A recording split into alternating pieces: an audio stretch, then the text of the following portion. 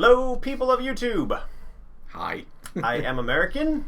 I'm Martin. And we are coming to you from Shanghai, China. And it is an odd time. It's 7 o'clock at night. And this is not when we normally do this. I feel a little messed up.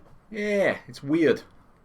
It's like we should be eating dinner right now, not live streaming. But we wanted to give all of you fans in the EU-UK zone a chance to join us live. And actually today is a very special stream because we're going to be doing a review of the PowerPoint for Alice Asylum.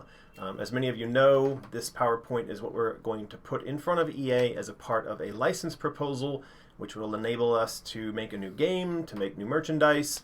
But before that, we have to put the proposal together, make sure that it contains all the elements important for the product we want to build, and then we'll send it off to them. Yeah, it's already looking fantastic. It looks great. So look forwards to that. Yeah. Shortly. What else are we doing? We're going to do some art review today, and then we're also going to give away some prizes. So, yeah. Got some interesting prizes. You know the deal by now, if you've seen us before. Yeah, but they haven't done it live.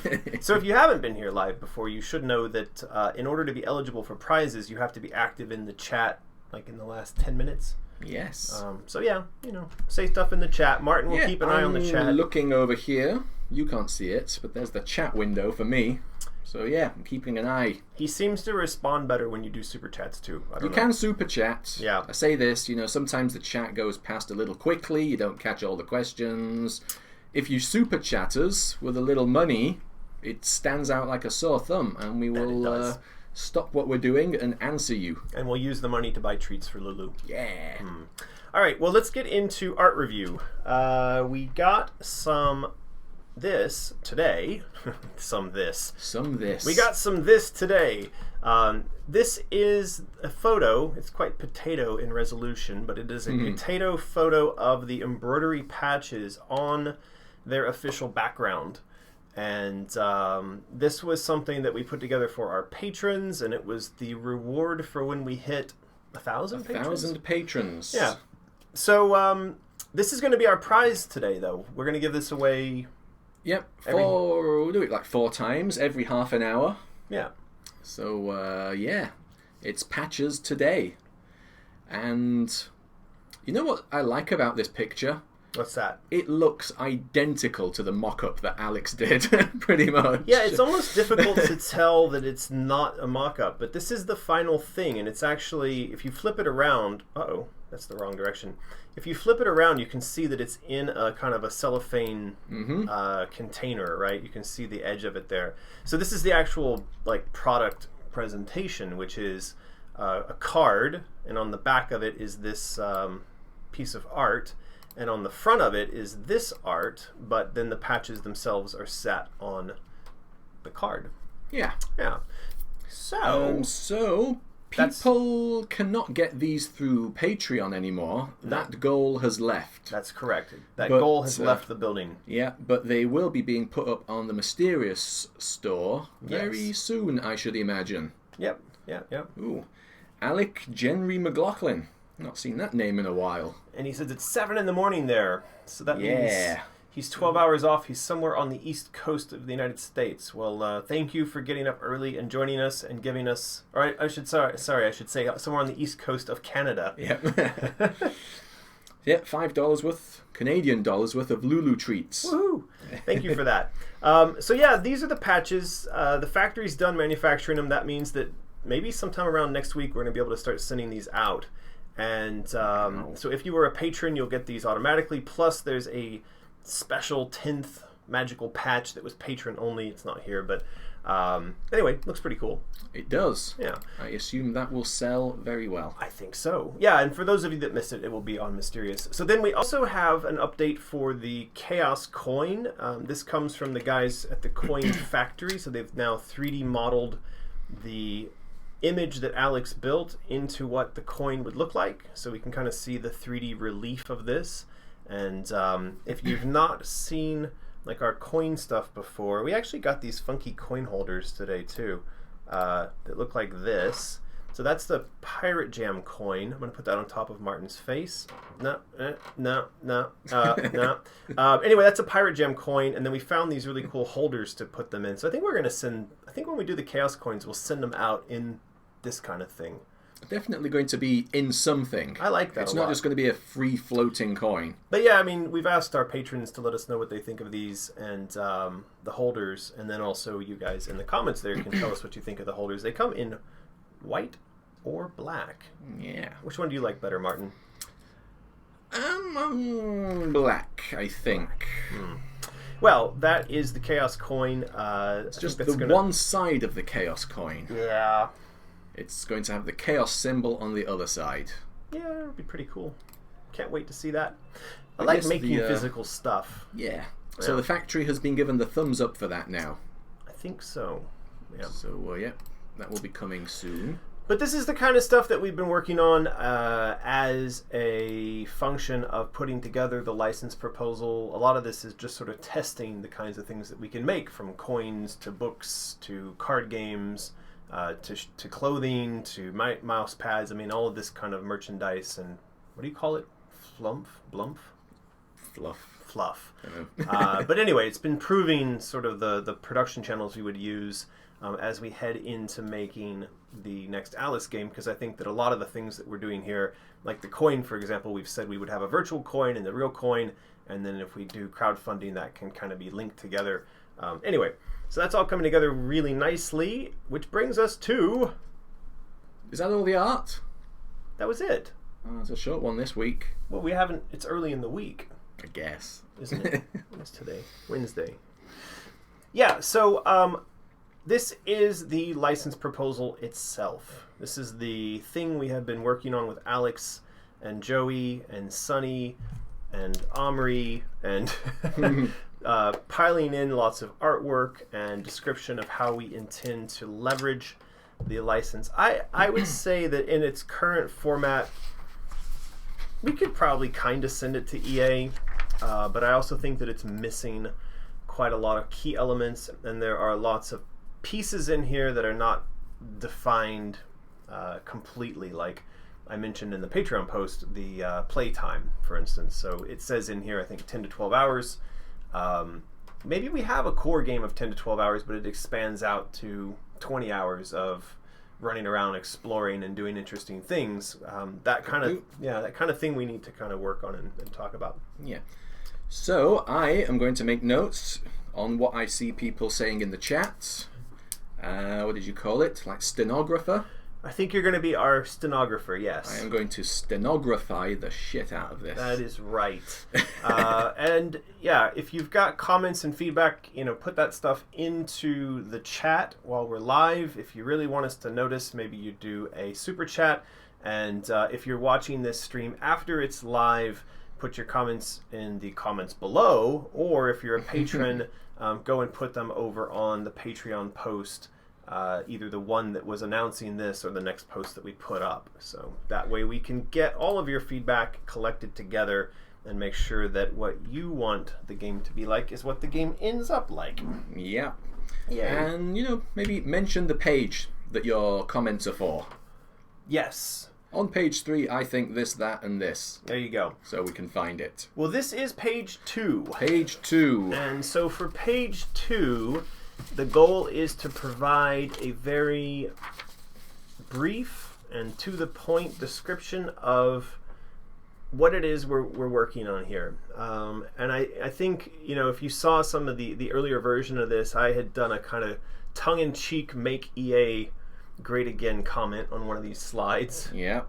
We had some people that loved that, and there were some people that... yeah, they didn't. They didn't. They thought exactly. So, Alex has taken a stab at that, and it's now basically EA can redeem its reputation. So says that, doesn't it? Yeah, redeem. So this is the Alice series serves both as a chance to display support for indie development. That's true, and to redeem EA's reputation among gamers who. My issue with this is that to suggest that their reputation needs redeeming in this very matter-of-fact way, it's not joking. it suggests that EA's reputation needs redeeming. I think there was something funny about Make EA Great Again that kind of acknowledged the fact that there's something to fix, but it did it in a way that ought to make people laugh. Maybe I worry that this way it's a little just too on the nose. It's like, your reputation's shit. We're going to fix that. But anyway, I think we'll look at trying to figure out how to word this a little bit differently. For sure, the other points here make sense. We are talking about building a single-player game. It would be linear, but I think we've also discussed it being elements of open world. Certainly that you would have some backtracking. I think that's one of the things that in the previous games I felt we were never able to get close to, and that would have been, the old school version of it would have been like a hub, right? Yes. But we've been playing through God of War, and Crouton kind of moves back and forth between some areas, but at the same time it is in a lot of ways a very linear game. I think that's a good model. I like it. So I don't know how many of you out there have been playing the new God of War. If you could see the parallels between a game like that, fight arenas, puzzles, narrative, and then movement through a world, and then fight arenas, puzzles, narrative, and then movement through the world.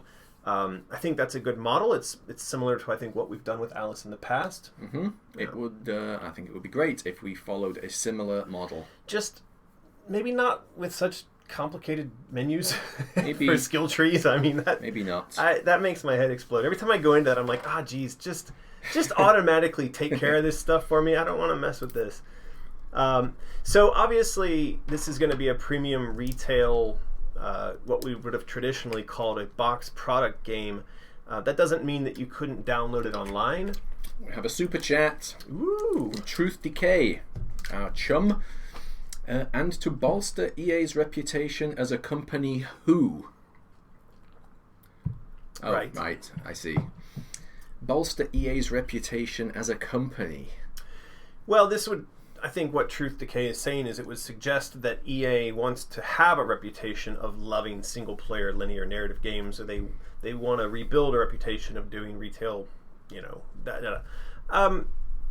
don't know, that maybe internally for a pitch, they don't mind if we were to suggest that, but certainly we're not going in there and trying to give them a grand strategy. Because if I read that comment like I think I do, then I think I'd be concerned that we're then preaching to EA that they should change their overall strategy based on the points we're making in this pitch, and that's certainly not what we're going into the room to do. Obviously, this would not be a game that has loot boxes or in-app purchase, though I would want to be careful about the in-app purchase thing, because remember that in Madness Returns there was the option to purchase dresses, and even from a developer's standpoint, that sort of after-release ability to monetize at least something, a lot of times that's maybe the only place a developer can actually make money. If we do approach that, it would be no different than what we did with Madness Returns, though. Like, you want to get this super special dress, then you go and you purchase it as a piece of in-app purchase, but it's not a requirement to finish the game. Sure, I think as long as the in-app purchases are clearly listed and shown as entirely optional, and it's like, do you want this because it just looks nice? That's all right. Let people choose.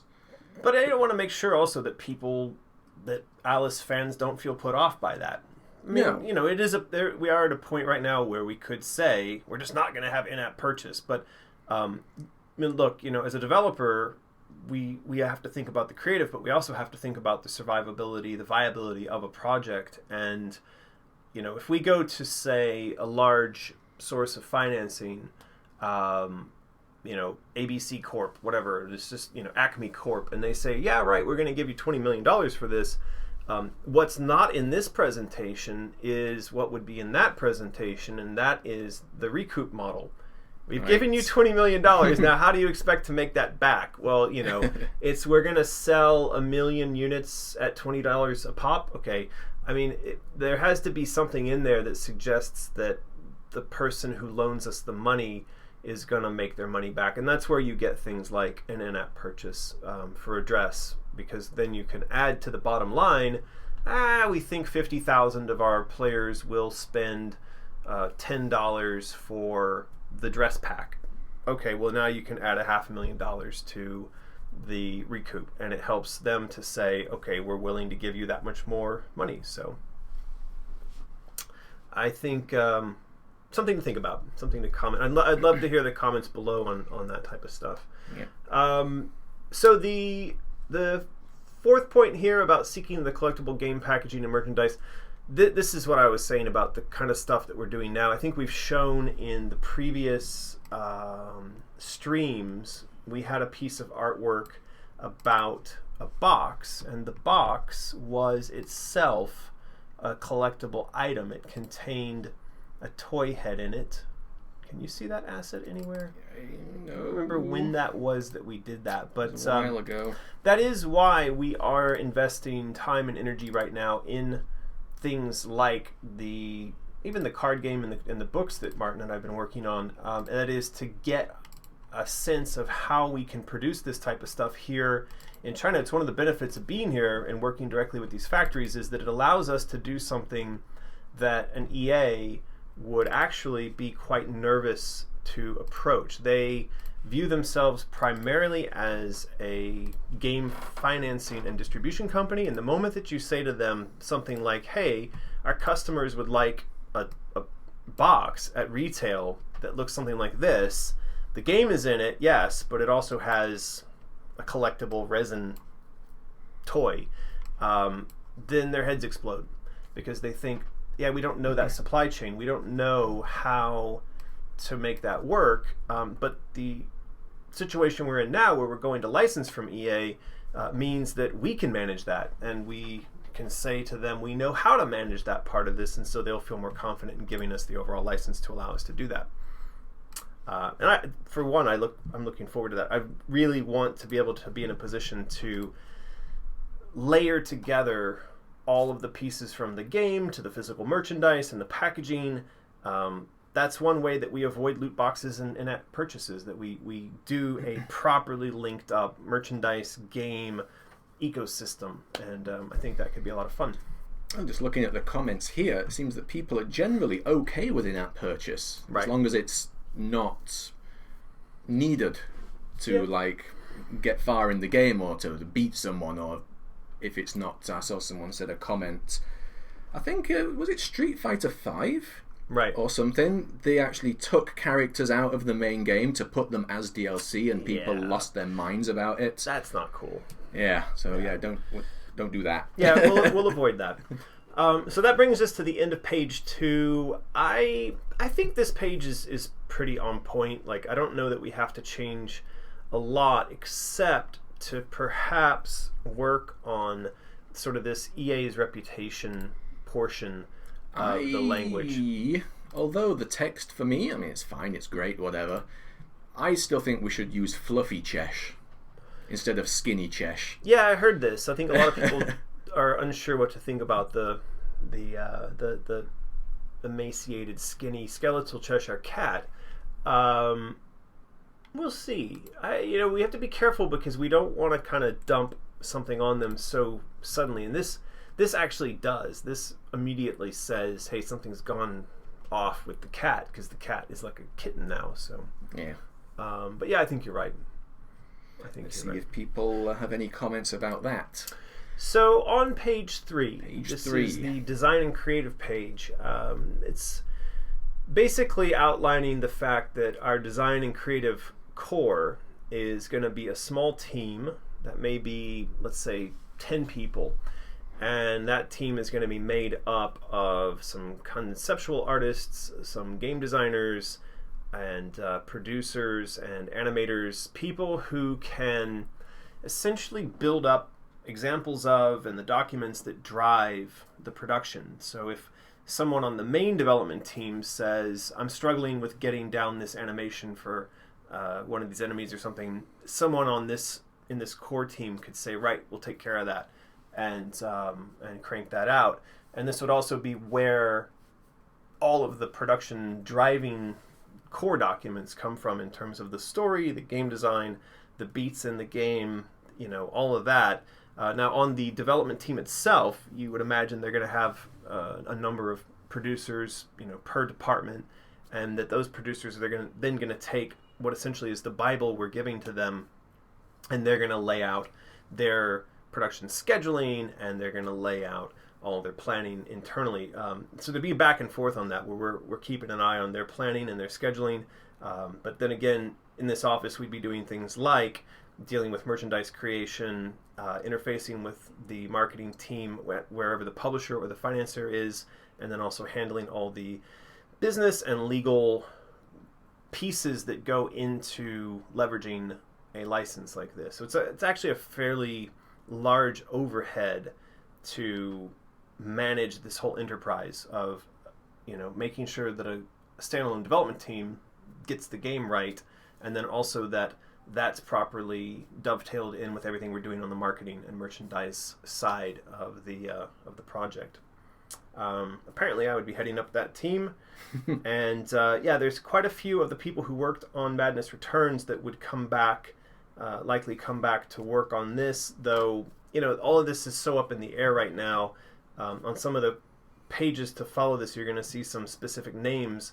But the reality is those people have not officially signed on. This is just a suggestion that were we to get all this up and running, those people may like to come back. Just looking at the comments here, there's an odd one here from Mary Mustang. Thinks there's too much art in the presentation. There's too much stuff going on. Put the art on single pages so EA can see it in all its glory. We've kind of discussed a little bit about this, that in a presentation, people are most easily swayed by feelings than the facts of the words. Yeah. So the prettier the slides, the better the chance. Yeah, there's been some research done on how much people actually take away from presentations, and what I understand is that it would be best if I were not. So what I'm doing right now, like talking while the presentation is being looked at, would be a bad idea, because people would be trying to split their time between listening to what I'm saying and then also looking at the presentation. This presentation is really meant to open the door and define, I guess we'd say loosely, the fact that we want to do this project, and it's meant to come across with a level of density in terms of artwork and quality such that EA thinks, yeah, right, we feel comfortable handing this off to these guys. I think we could have just sent over a couple pages of text and they might have said, well, we trust American, he's made a couple of these things in the past, we'll let it go. My concern is that if there's someone there that thinks, well, I don't know American, and he's only sent over a couple pages of text, that person could throw a wrench into the works. So, yeah, I lots of other people think it's fine. Yeah, I think it's actually a good. I think it's a good point. I wouldn't normally think that you'd want this much art. I think it's slightly different in the case of pitching a license proposal to an EA. Let me say that another way. When we were just tapped to be the developer for Madness Returns, that was based on a production pitch. And the production pitch was very light on art and very heavy on schedules and financing and production processes and team bios and tech competency and tools and all this stuff that was necessary for EA to say, right, we can do our due diligence on a technical competence level, on a financial competence level, on the reality, the sort of stability of their studio, all these things. We're not in that position. This is us going and saying, we want to license your property. Then we're going to go and find a developer, and the burden is on us to have that developer pitch us on their technical competence and their stability on all these kinds of things. So yeah. Okay. So that is the design and creative. I kind of feel like maybe this isn't the right name for this page. This might be called something like core design or design team or design studio. I don't know. You kind of get the idea, though, that there's meant to be a core team, and I know that, but I don't know that this sells it clearly enough. Okay. It does go to talking about who that team is. So there's obviously me and RJ. There's Martin. Oh God, they can see your last name. Oh my God. Wim, Joey, Tanya, Ping, Jake. These are all people that worked on the last Alice game. As I said, they've not signed on officially to come work on this, though Kian would come back in a heartbeat. Kian would come back. Chris has said he would join us. I think question mark and question mark, they're probably all right, though they're always a bit of a question mark. Story. Moving on. The story. Yeah, so any of you who have been following these live streams, you've probably got this worked out by now. Asylum is going to start with the fire that destroys Alice's home and family. It's going to take place immediately following the fire, though how quickly after the fire I don't know just yet. It could be 6 months, it could be a year, but it will all take place in the asylum, and these are the events leading up to the start of American McGee's Alice.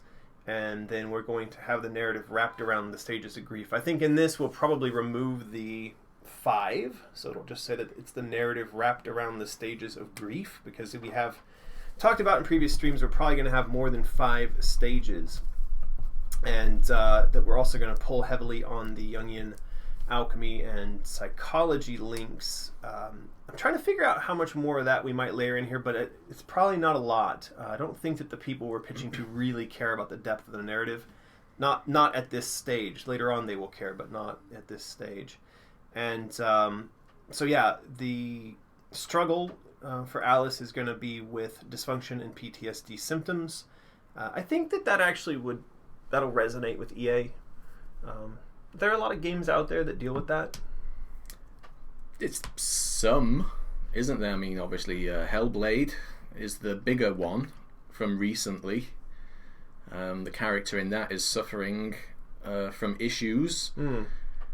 Can't think of any others off the top of my head now. I'm on the spot. Yeah, I know. There's a few out there. I mean, I know there have been some games that are dealing with psychological trauma, and I just am trying to think in recent years. But I do know that, like, you know, for EA's overall internal creative agenda to have their games deal with, I think they look to the Alice series to be in their library as the games that deal with these kinds of things.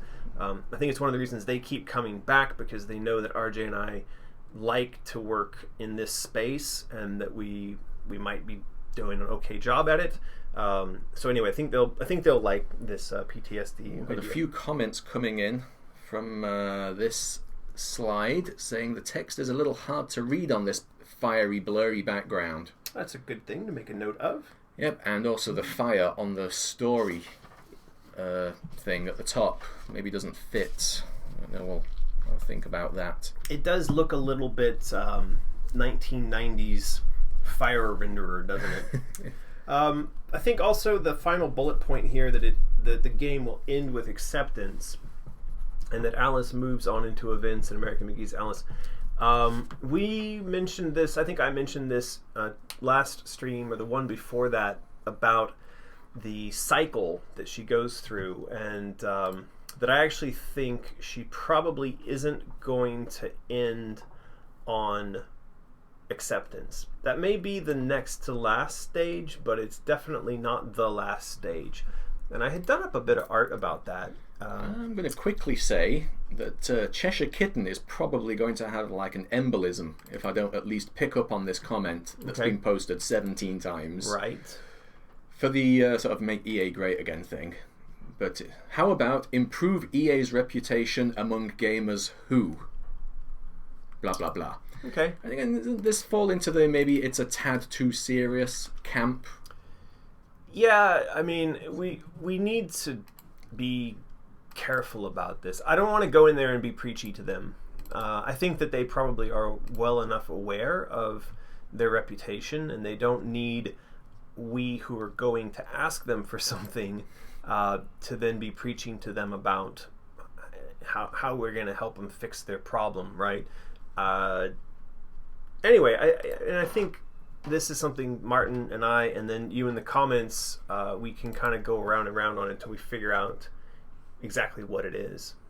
Yeah, for the Stages of Grief, this was the image that I showed a couple streams back, and this is now also starting to get another layer on top of it, which is the sort of Wonderland solar system, the planets, which I think you may have seen the atomic model of the orbits of the sort of islands, and each island representing a different emotion or stage in Alice's PTSD.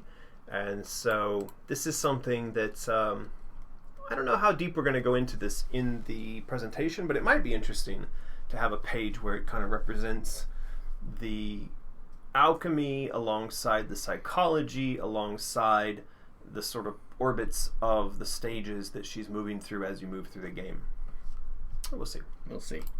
We will see. Look at the time, Mr. McGee. Whoa, it's contest time! Woo-woo! What are we giving away? Oh, the patches. It's patches today. All right, well... For people maybe who have just joined us. Hello, it's us again. Yeah. You haven't seen us in like 20 minutes. And you do have to be active in the chat in the last 10 minutes in order to be eligible to win a prize. So we'll give you a second to do that. Can we show off the patches again? Well, it's a bit of a pain in the butt, Martin. I have to find the folder where we put the art assets. It's in art review. It's not in art review now because art review has been hijacked by the piece of art that was on the screen before. No. Oh yeah. That's what happens. We don't have like a multiple art. This is what the patches look like in raw form, right? But I think everyone's kind of seen those before. Yeah. But yeah, so that's what we're going to give away. Is a collection of the factory has made them. They have. For all you patrons out there who are looking forwards to it. So yes, let's do this thing. All right, so we've got a bunch of people who Nightbot thinks are eligible users for the contest. We are going to of these winners. Roll it, and it's Ergo. Ergo. So Ergo, you are the winner. Are you there, Ergo? Say something. So you'll need to send along your email address and your mailing address, your phone number, and you could mention that you won the patches because that sometimes helps. Are we going to tell them that if they send an address that I have to look up in Google that they don't get to have their prize? Yes. Okay, this is the deal. I'm gonna make us big.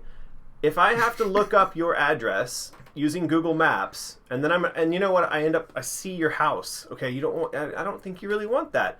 If I have to look your address up on Google Maps in order to complete some part of it, like your zip code or your region, or wasn't there somebody who didn't even put their house number? They don't put the postman knows where I live. And then it got returned. It got sent back to us. So Ergo doesn't seem to be responding. I don't know that Ergo knows that he or she with your duck rabbit optical illusion profile picture. Finally get around to deciding whether you're a duck or a rabbit.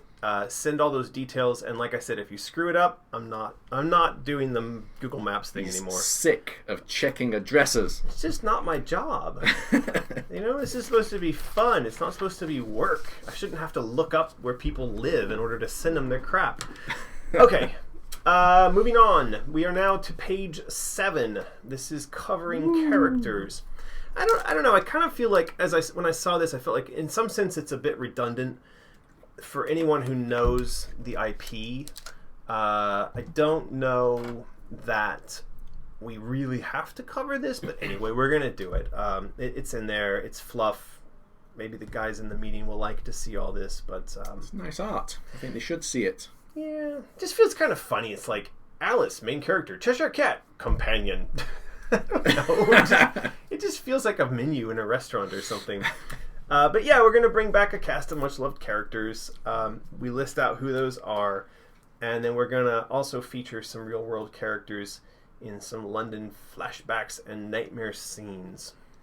That's fair enough. Yeah. Yeah, I guess. People will love to see the old gang and stuff. Not seen it much recently, but people were asking about the Jabberwocky for a while.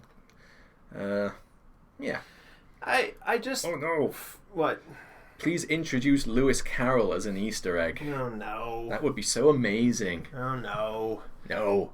So the thing I have is like from a filling up space and taking up time for a person reviewing this as a license pitch, does the character slide sell it? Does it add or detract? Is someone going to say, I'm not going to license this to you because you didn't have a character slide? I don't know. I'm not sure how much I care.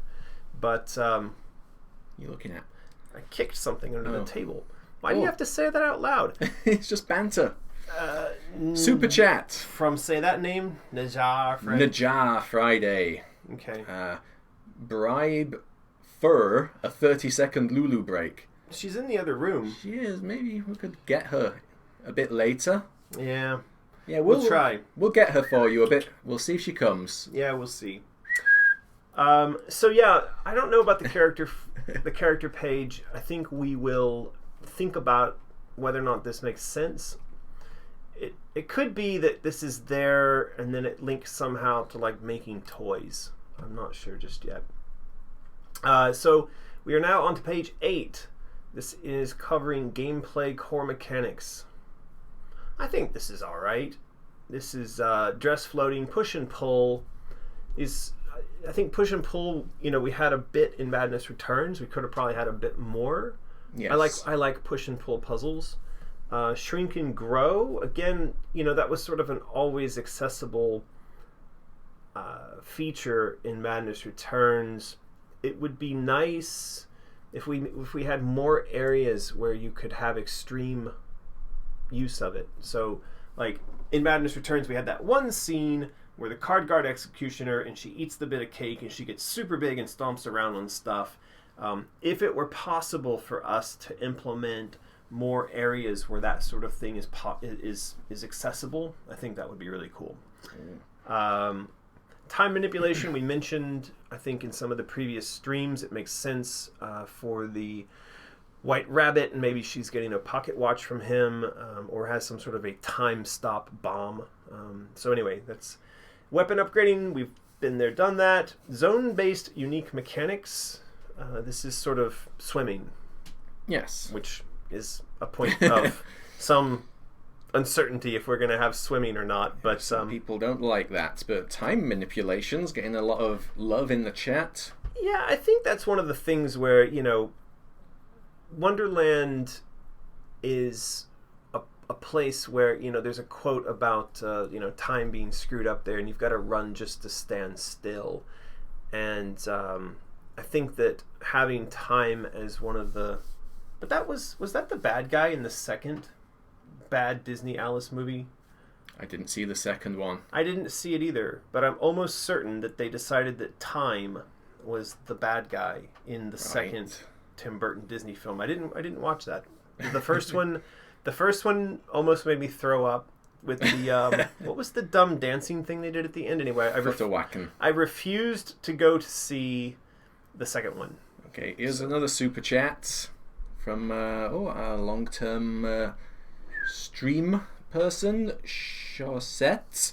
I was thinking we could also have the rule where if you die in the game, you die in real life.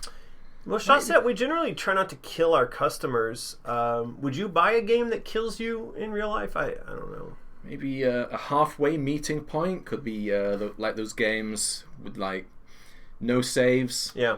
One die. Yeah. Start from the beginning, no matter how far through you are. Yeah, I don't know. I think maybe it's her point that if you die in Wonderland, then Alice is dead in real life. Is that supposed to be kind of Matrixy? If you die in the game, you die in real life. Or maybe she's just being funny. Maybe we're putting too much thought into it.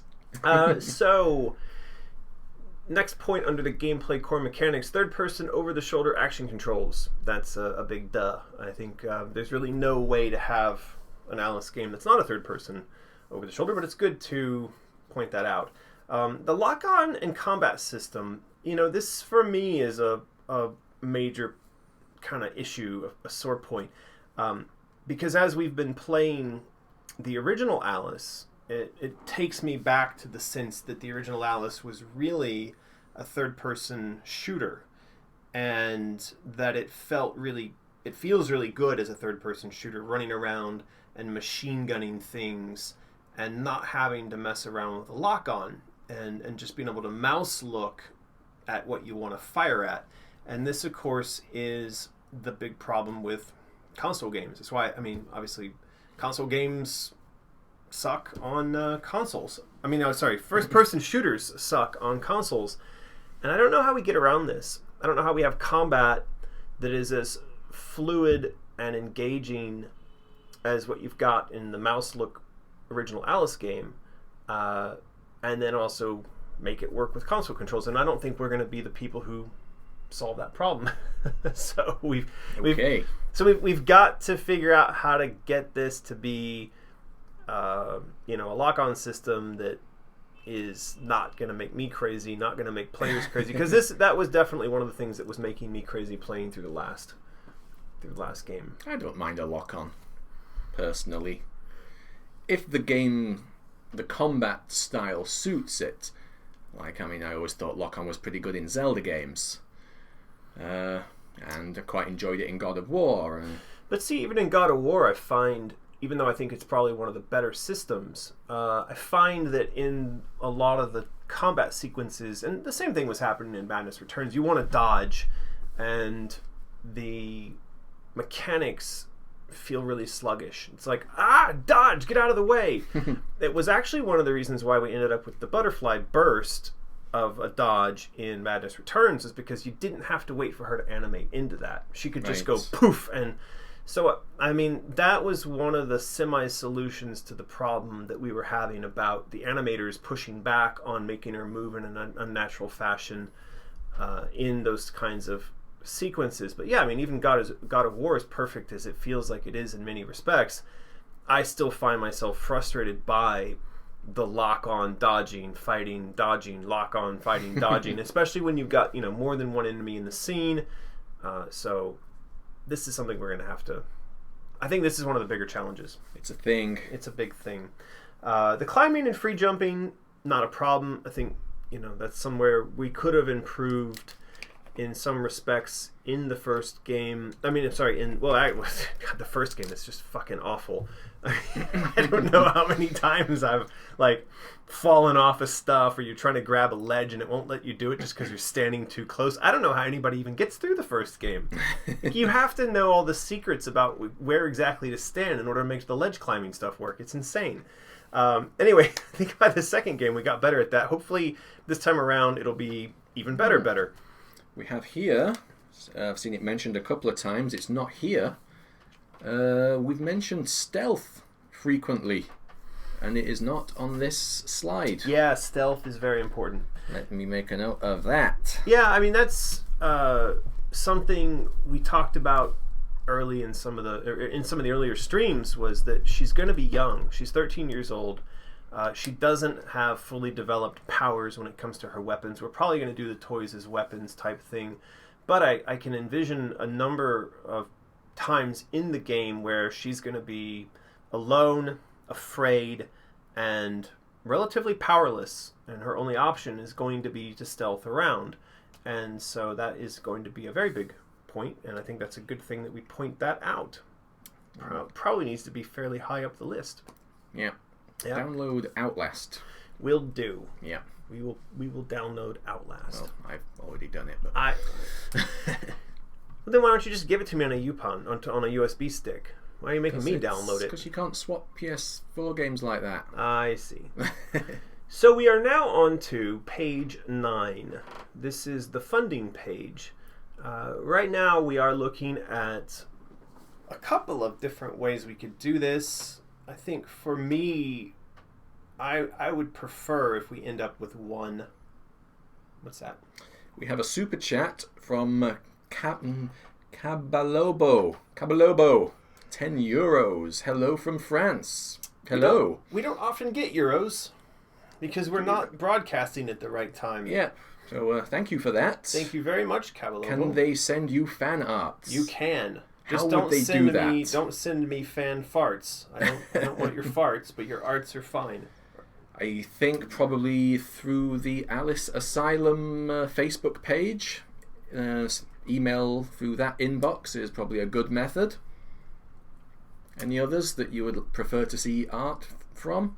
No, that's a good place to send it. Yep. So yeah, do that. Yeah. The Alice Asylum Facebook page. We'd love to see. Someone just asked the question, why did we decide to take away the blood on her dress in this image? And that is a very good question. I don't actually know where the blood has gone. I hadn't noticed that. This will be an alternate Joey image. It is an alternate image. Just like the angry Alice in the straitjacket. She sent along a bunch of alternates that... I'll make a note of that. Number 9. Yeah, I mean, because I think the blood is quite nice. I mean, I don't know why we want to get rid of the blood. Needed. Everybody likes blood. For those of you that are confused, what we're talking about, this is the image. This was actually a piece of artwork that was sent out to patrons.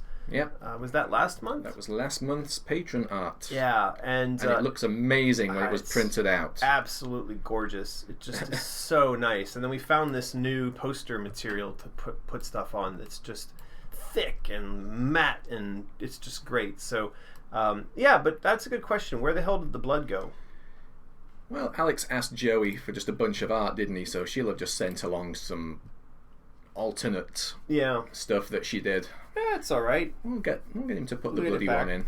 So, the funding page, this is probably pretty dry for those of you watching this from home, but, we do need to think about, once we've secured the license, how we're going to fund this thing, and EA, of course, will be interested to know that we've thought through how we're going to fund this thing. So, crowdfunding, we've been talking about since the beginning. There are a lot of different platforms out there we could use to do that. We're not settled on any of these. It could be Fig, it could be Kickstarter. I guess this would be an initial coin offering. That was... We've had some people come to us and say, do that. I kind of researched that for a bit, and I'm unsure about it, but I'm far from the expert. Yeah, I don't know. But Alex has clearly put our Cheshire coins here on the page. I mean, does the Cheshire coin become an actual digital currency? I don't know. And I don't know that's the correct path to raising the kind of money we need to do this. But it may be that it's a blended, maybe there is a Cheshire coin, and that gets us 10% of what we need. And we get another 10% of what we need from Kickstarter, and then the rest of it comes blended from a bit from Sony, a bit from Microsoft, and then maybe there's a larger platform publisher like Amazon or a Chinese publisher who comes along and says, we'll pay for the rest of this.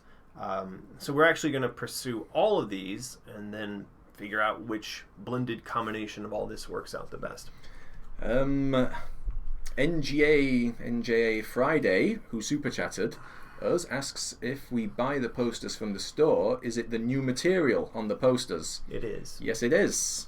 So it's great stuff. Really nice. Yeah.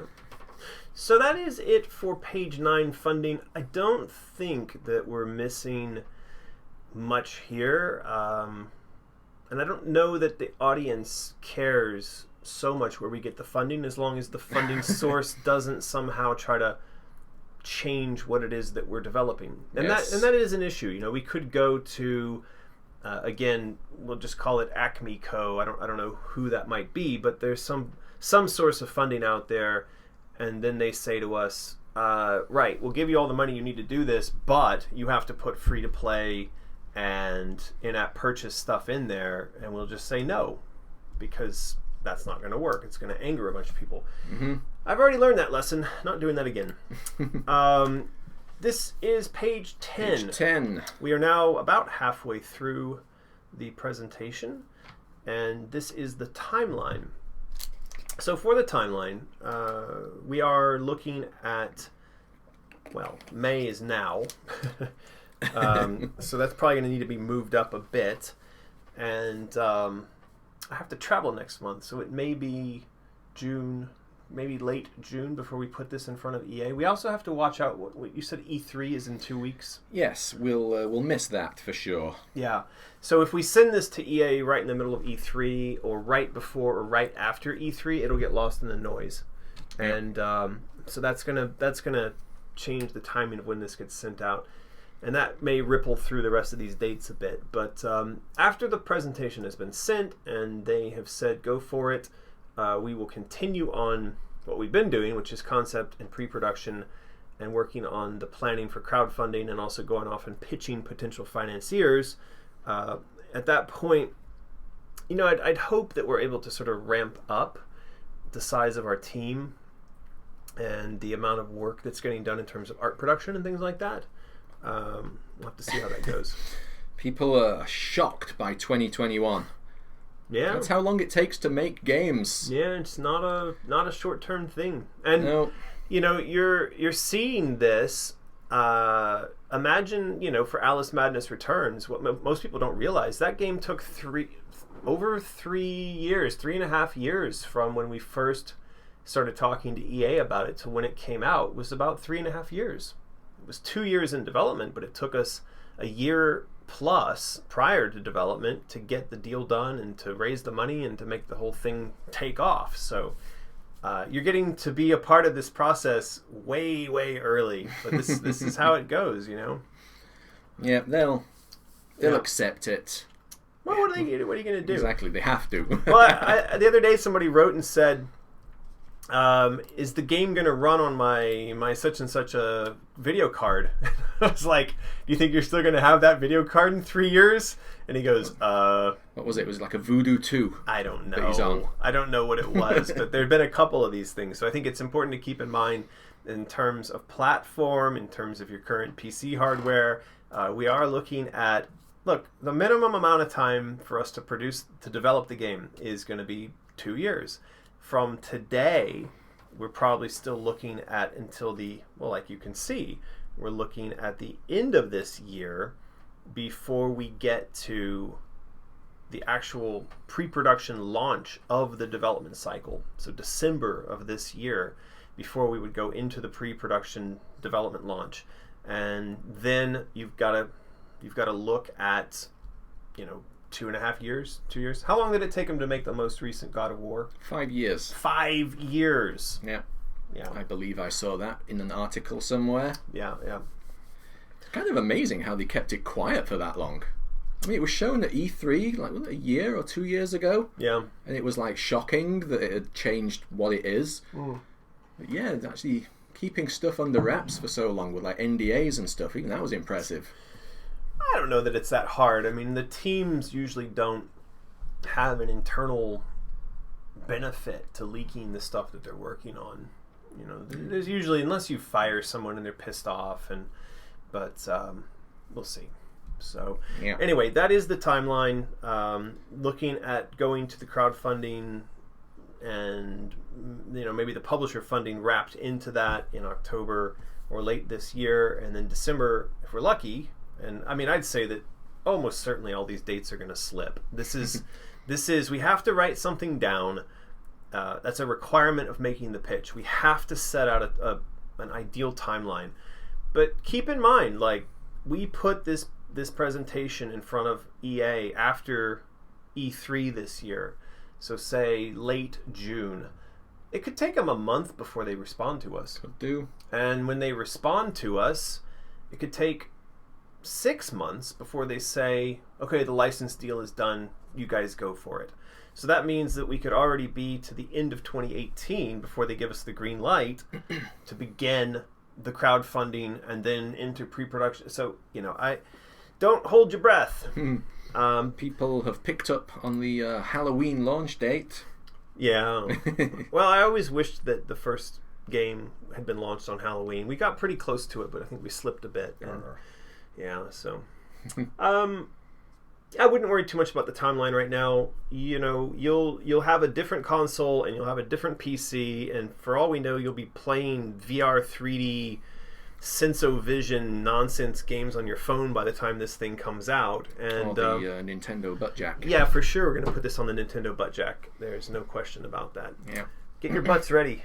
To be jacked. Get your butts ready for getting jacked by Alice 3. That'd make a great tagline. No.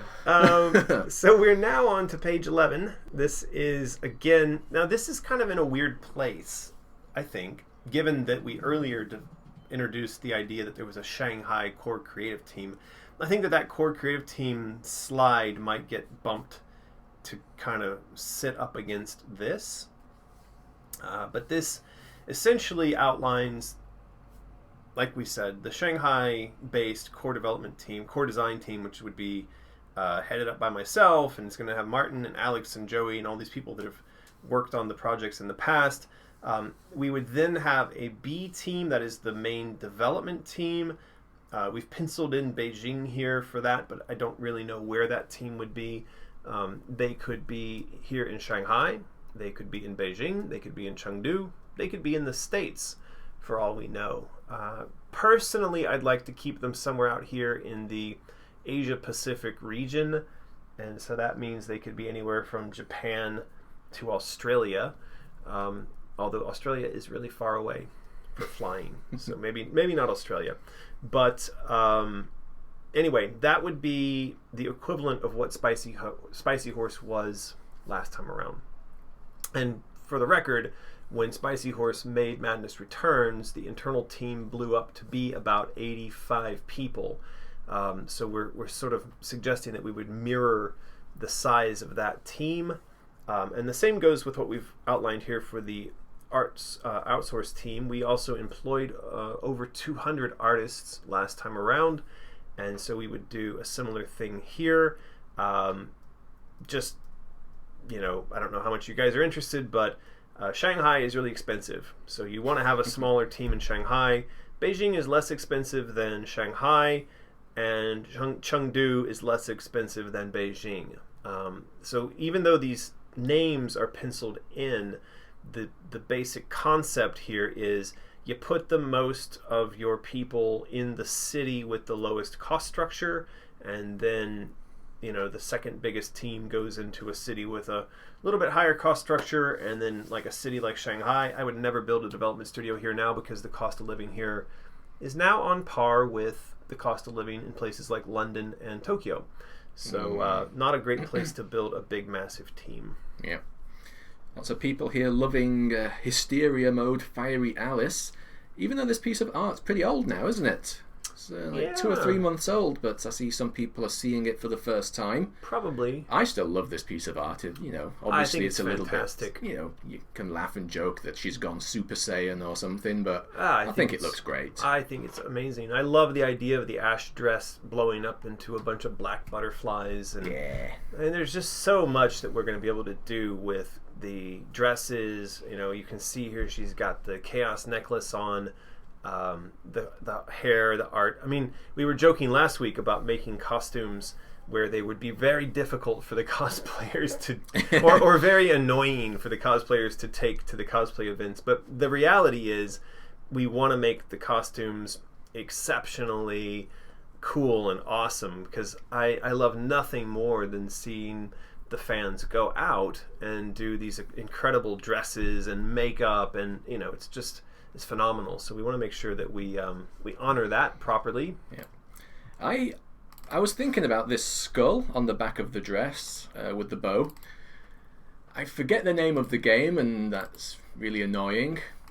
Somebody may mention it in the chat, but there was like a shoot 'em up, and like he had like his skull turned into a gun, but it was kind of like a wisecracking skull. It was like his companion. Shadow of the Damned? Yeah, you're talking about one of the Tim Schafer games, for sure. Is that Tim Schafer? Isn't that... was it Suda51? Oh, right. That is Suda50. He also did that. That's right. But anyway, I just thought maybe the skull on the back of her dress could be like a companion as well. Yeah, well, you're talking about the game that actually he did, and we re-released at almost the same time that we released Madness Returns. I'm sure it was Shadows of the Damned. Yeah, that was the game we released side by side with Madness Returns. Right. And so I ended up going to Tokyo for the launch event for that, hanging out with him, and he's really fun. So I've always wanted to make a game with him. I think that would be fantastic to work with him. I enjoyed the game for a bit. it. I borrowed it off Regina. Yeah. He's think. bonkers. I mean, he just, like, the games he makes are just incredible. Like, they're just so nonsensical and off the wall and artistic. And yeah, it's amazing. I really enjoyed it. There was an annoying bit, part of, I don't know how far I was through the game. It kind of put me off. But I enjoyed what I did play. Good fun. Yeah, no, it's a really good, he makes really interesting games for sure. Yes. Yeah, I just stumbled on this. I don't know why the furry Cheshire Cat kitten I haven't seen him appear in this presentation at all. And I actually think that he would probably help sell our product a little better. Yeah. Okay. Well, that'll need to be a note that he is going to be part of the presentation very early on. Just put that as a generic thing here. Yeah. Use more fluffy. Somebody mentioned the movie Ghost Rider, that horrible Nicolas Cage, but it's true. That also had some sort of skull gun or so. It was his skull. I mean, that was such a bad movie. So bad. Anyway, where were we on the presentation? We are There's no time for presentations. It's contest time! It is contest time. Alright, well, let's get everybody to go bonkers in the chat. Should we take this time to give a shout out Doodah Friday his look at Lulu? Oh. He did super chatters. You can do that. I'm going to go and grab Lulu very quickly. She's not going to come here without a treat. You can't get past me. What's going on? I was going to get Lulu. Look what you guys have done. You super chatters. You super chat, and now Martin's going to go grab Lulu while everyone's out there filling up the chat with their comments. But yeah, we're going to give away again the patches, the embroidery patches that we showed off earlier. So if you want to win those, do some bonkers stuff in the chat, and then we will ask Nightbot to choose a winner. Uh-oh. What are you doing? You're going to give her to me? Give it to you. Oh, man. Lulu, what's going on? You trying to bite Martin? There's Lulu. Look, those guys. What's that? Is there a laser? No. What's going on? What's over here, Lulu? What's going on? Look, they all want to say hi to you. No, she's not interested in this. What was she doing out there? Sleeping? Yeah, she was just chilling out on the sofa. Oh, well. All right, Lulu, are you going to be the one to help us choose a winner for the contest right now? All right, Lulu, you press the mouse button. Are you ready? This is going to be all on Lulu. I got to find the button for her to press. Okay, ready? Press it. Lulu selected Cerseus Vlog. Can I squeeze past again? Yes. I'm just so fat. Man, you got to lose weight. Yeah, I do. Okay. So anyway, Cerseus Vlog, you have won the embroidery patches. You know that the last person who won never said anything. Yeah, should we do another one because Igor didn't say anything?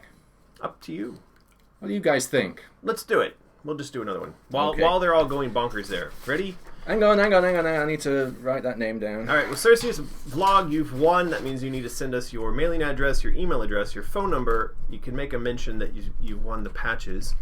Oh, cool, says Cerseus Vlog. All right, Cerseus we're going to roll it one more time. Lulu, do it. Do it. There you go. Mistress Vela. Mistress Vela. You get to collect the prize that, what's his name? Ergo failed to pick up. So you're also going to get, this isn't working. How am I supposed to, this is a bad idea, Martin. Well, oh man, what's going on, dog? Oh, you really want to run away. How are you going to get any treats like this? It's not going to help us review? Okay. All right. Another super chat. Oh, man.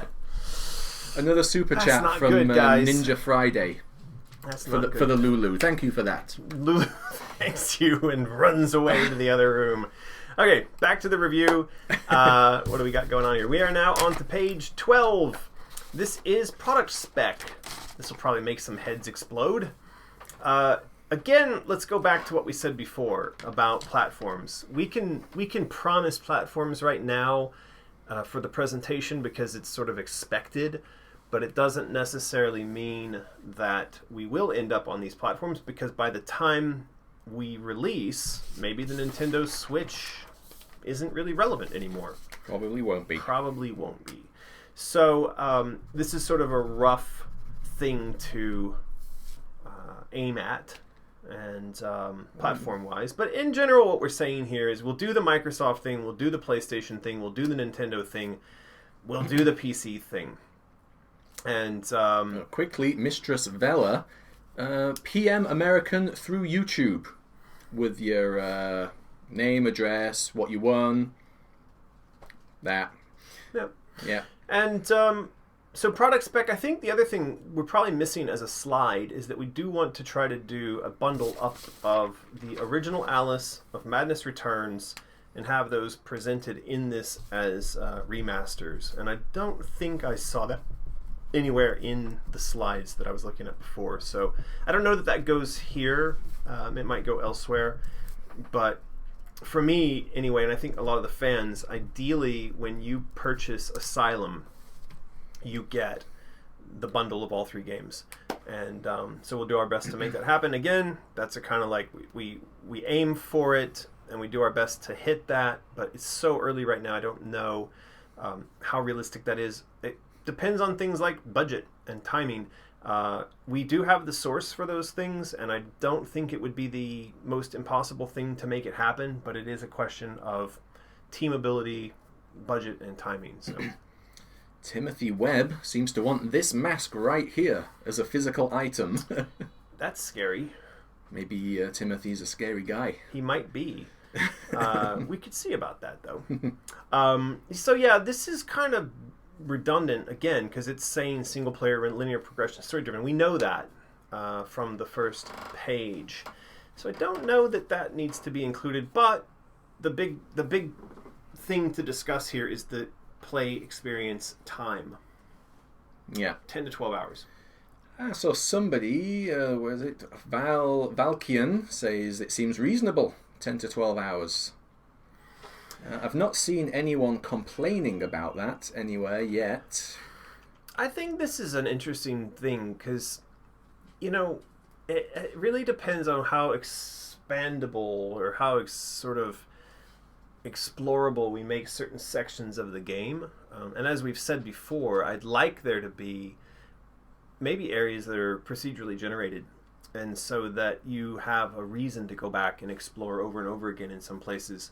But then we've also got core combat and puzzle story boxes, or the path that you travel along. And that core gameplay experience maybe is just 10 hours. For me, that's perfectly fine. Like, I like a 10-hour, 12-hour game. But obviously we want to have the person who wants to complete all the goals and get to all the things and explore all the world, maybe they want a 20 or 30-hour gameplay. Yeah. So people saying it seems fine. Yeah. Yep, lots of support for that sort of length. Yeah. Well, and then also somebody's saying there, you know, there's DLC for some extra areas. I like that idea too. Sure. Yeah. And there's somebody asking, would there be a hub?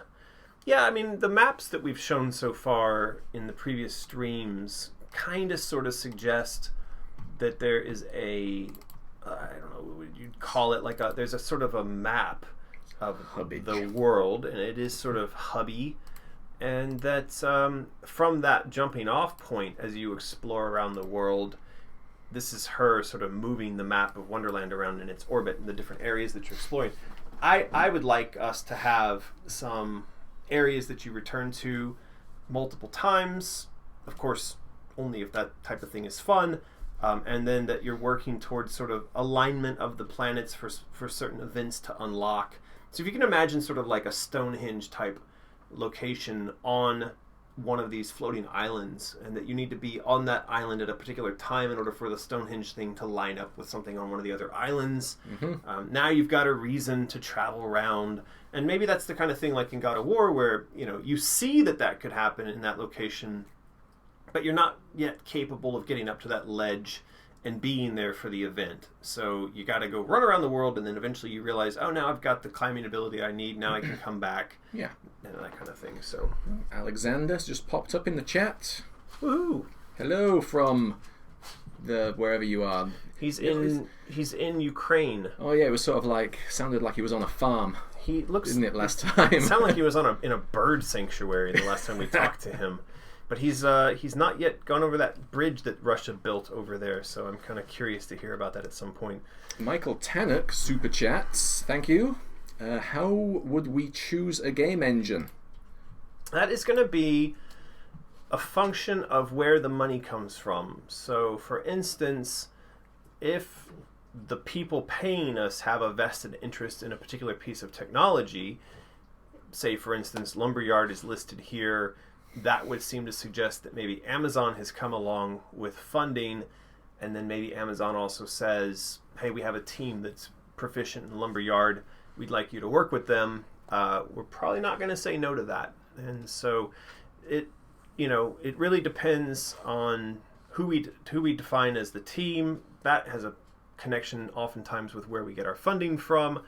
But if it were in a vacuum and say money fell out of the sky and we could choose any team and any technology, I think we would just go out and do a proper tech DD. We would just go out and look at teams and look at the capabilities of the engines at the point where we're starting development, and we would pick what fits best with the model for the game we want to produce. Yep. Yeah. Some awesome engines out there, capable of some cool stuff. So I don't know that putting this in there actually helps the pitch. This is one of those things that I think we probably strip out. I don't know that we need to say anything about engine, because it doesn't, to me, say, I want to license this to these guys because they've mentioned some game engines.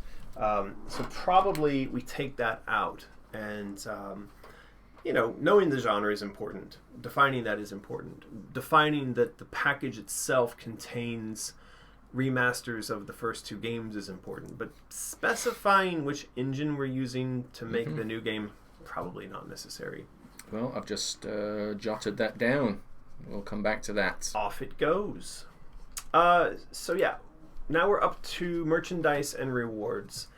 This is leveraging a lot of the artwork that we've done in the months leading up to today, and that's a lot of the reason why we've been doing a lot of this artwork, is to put this presentation together, but also show all the physical elements that are going to go into not just the final product, but also like if we go to do crowdfunding, we want to be able to show that we can build this type of stuff.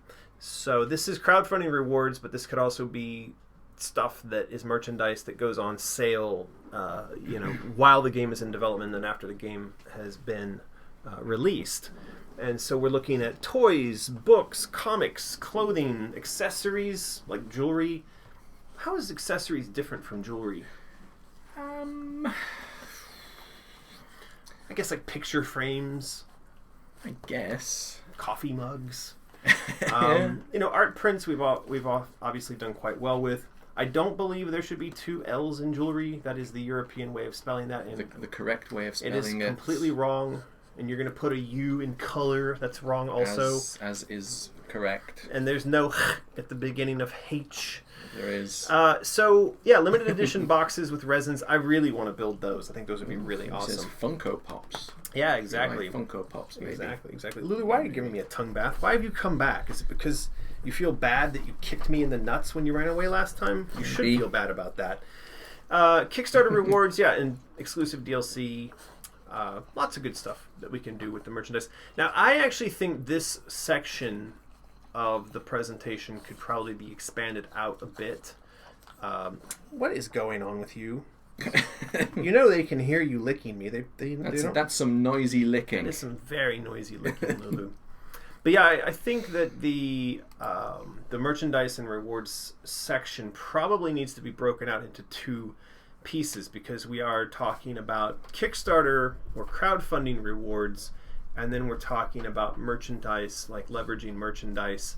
And I kind of feel like that maybe wants to be two slides. So it's sort of, here are the things we need to do in order to raise funding, and then here are the things we want to do after we are successful with crowdfunding, because they'll want to know that there's some sort of limitation on the exploitation of the physical license specific to crowdfunding, and then upon successful crowdfunding that you unlock the merchandise pieces that go out with the game as it's released.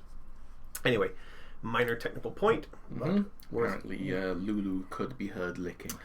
I bet. It was pretty loud. You know, she does that when we're trying to sleep, and then I'll have to yell at her and tell her to stop that, and she totally understands what that's about. Is that right? Do I tell you to stop that licking? And then yeah, you get depressed and upset. Very sensitive dog. This dog. She's really. Oh yes, should as part of slide 13, soundtracks. Was that mentioned? That's a good one. Soundtrack is a good one. Blum, blum, blum, blum, blum. Oh, I'll jot that down. Yes, music. So basically, lit music.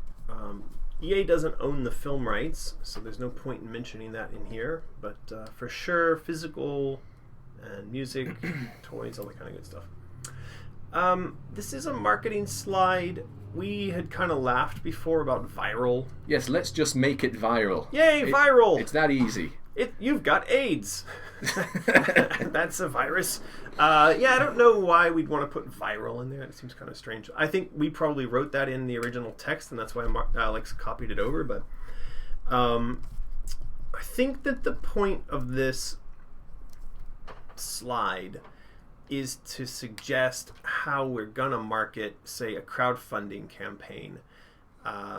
The live events part could be for crowdfunding or the final release of the game itself. Again, I don't know that this is necessary for securing the license. I think we want to put a big question mark on whether or not this, yeah. We have a super chat from Ms. Betty Boop. Why, thank you very much, Ms. Betty Boop. Thank you. I really think a side story showing how the Queen began to develop and took over Wonderland during Alice's descent would really help your pitch.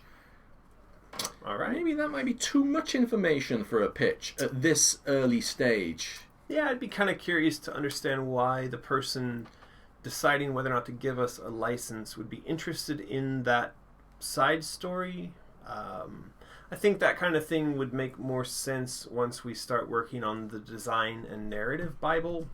But at that point, probably the guys over at EA aren't going to be that bothered by that. The goal of this is for them to say, yes, here's the license, go to town. And then at that point we run off and we do this, and they probably won't check in very often on these kinds of things, and they won't probably read that level of detail. But who knows? Who knows? We will see. So yeah, the marketing slide, I think we could do without this, or at least that the content on it could be reformed, reshaped in a way that it adds value to our license approval person. Not really sure what this slide is doing. Do you have ideas what this is doing? No. It seems like one of those things that probably just it should be in there. Right. I don't know. It's not. That down. It's not selling me on anything in particular. It's just like, yeah, there's marketing. You do marketing on Facebook and on YouTube. Durr.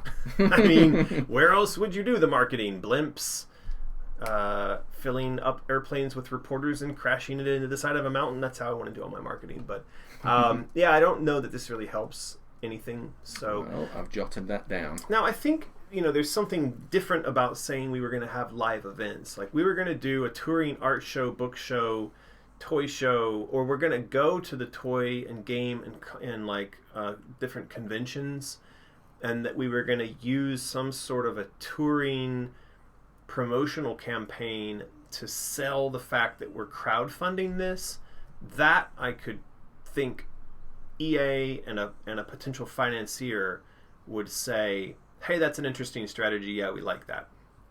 So maybe that's what this slide wants to be, is how are you going to get out the word about your crowdfunding campaign when like everybody and their dog has a crowdfunding campaign.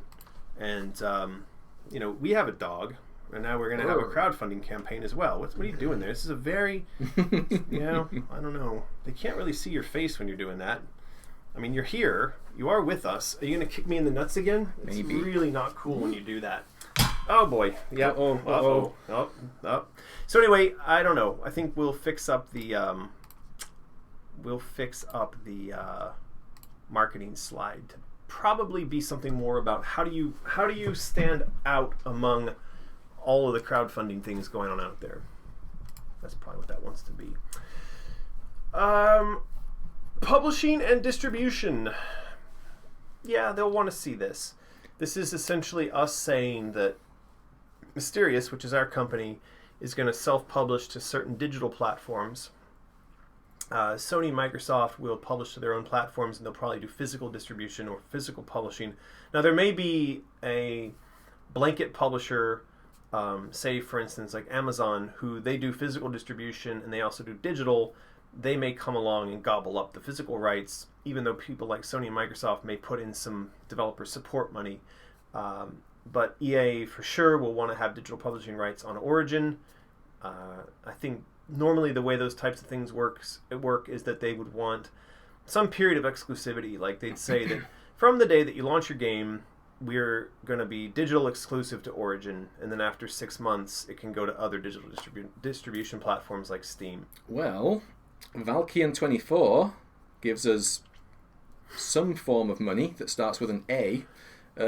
Thank you for that. $5. $5. So which ties into what you were just saying a little bit. Would EA accept this proposal, considering they have changed a lot over the years, with years of refocusing their development and business stances? Valkian24, we would not be doing this proposal in the first place if EA hadn't requested it of us. So they came to us. This is actually a proposal in response to a request from EA to know how we would take a piece of IP that is currently sitting on a shelf somewhere gathering dust and go off and make it into something. So the reason why they came to us is that they have changed and are refocusing their development and publishing strategy. And the change is that they want to support independent developers, and they want to not have their IP just sitting around gathering dust when they could empower indie developers to go off and do interesting things with that IP. So, and especially in this day and age with the huge single-player successors that are out there. Yeah, again, exactly. We bang on about God of War and Horizon Zero Dawn. Well, I think publishers are not blind to the cycles that the industry goes through. It's going to be probably we're going into a single player linear game cycle for the next couple of years, and then we'll probably flop back to some new model, some new controller, the Nintendo butt jack. I don't know, but I would imagine that because there has been a kind of emphasis on for some time mobile, free-to-play, multiplayer games, you have an entire audience of people out there who are a new generation of gamers coming into a game like God of War and having their heads blown off by just how technically awesome it is and how dense it is graphically. And they're going to be hungry for more of that. So I think this is actually a really good time for us to pitch this sort of thing, and it'll probably connect quite well with the way that EA is thinking these days. So, yeah.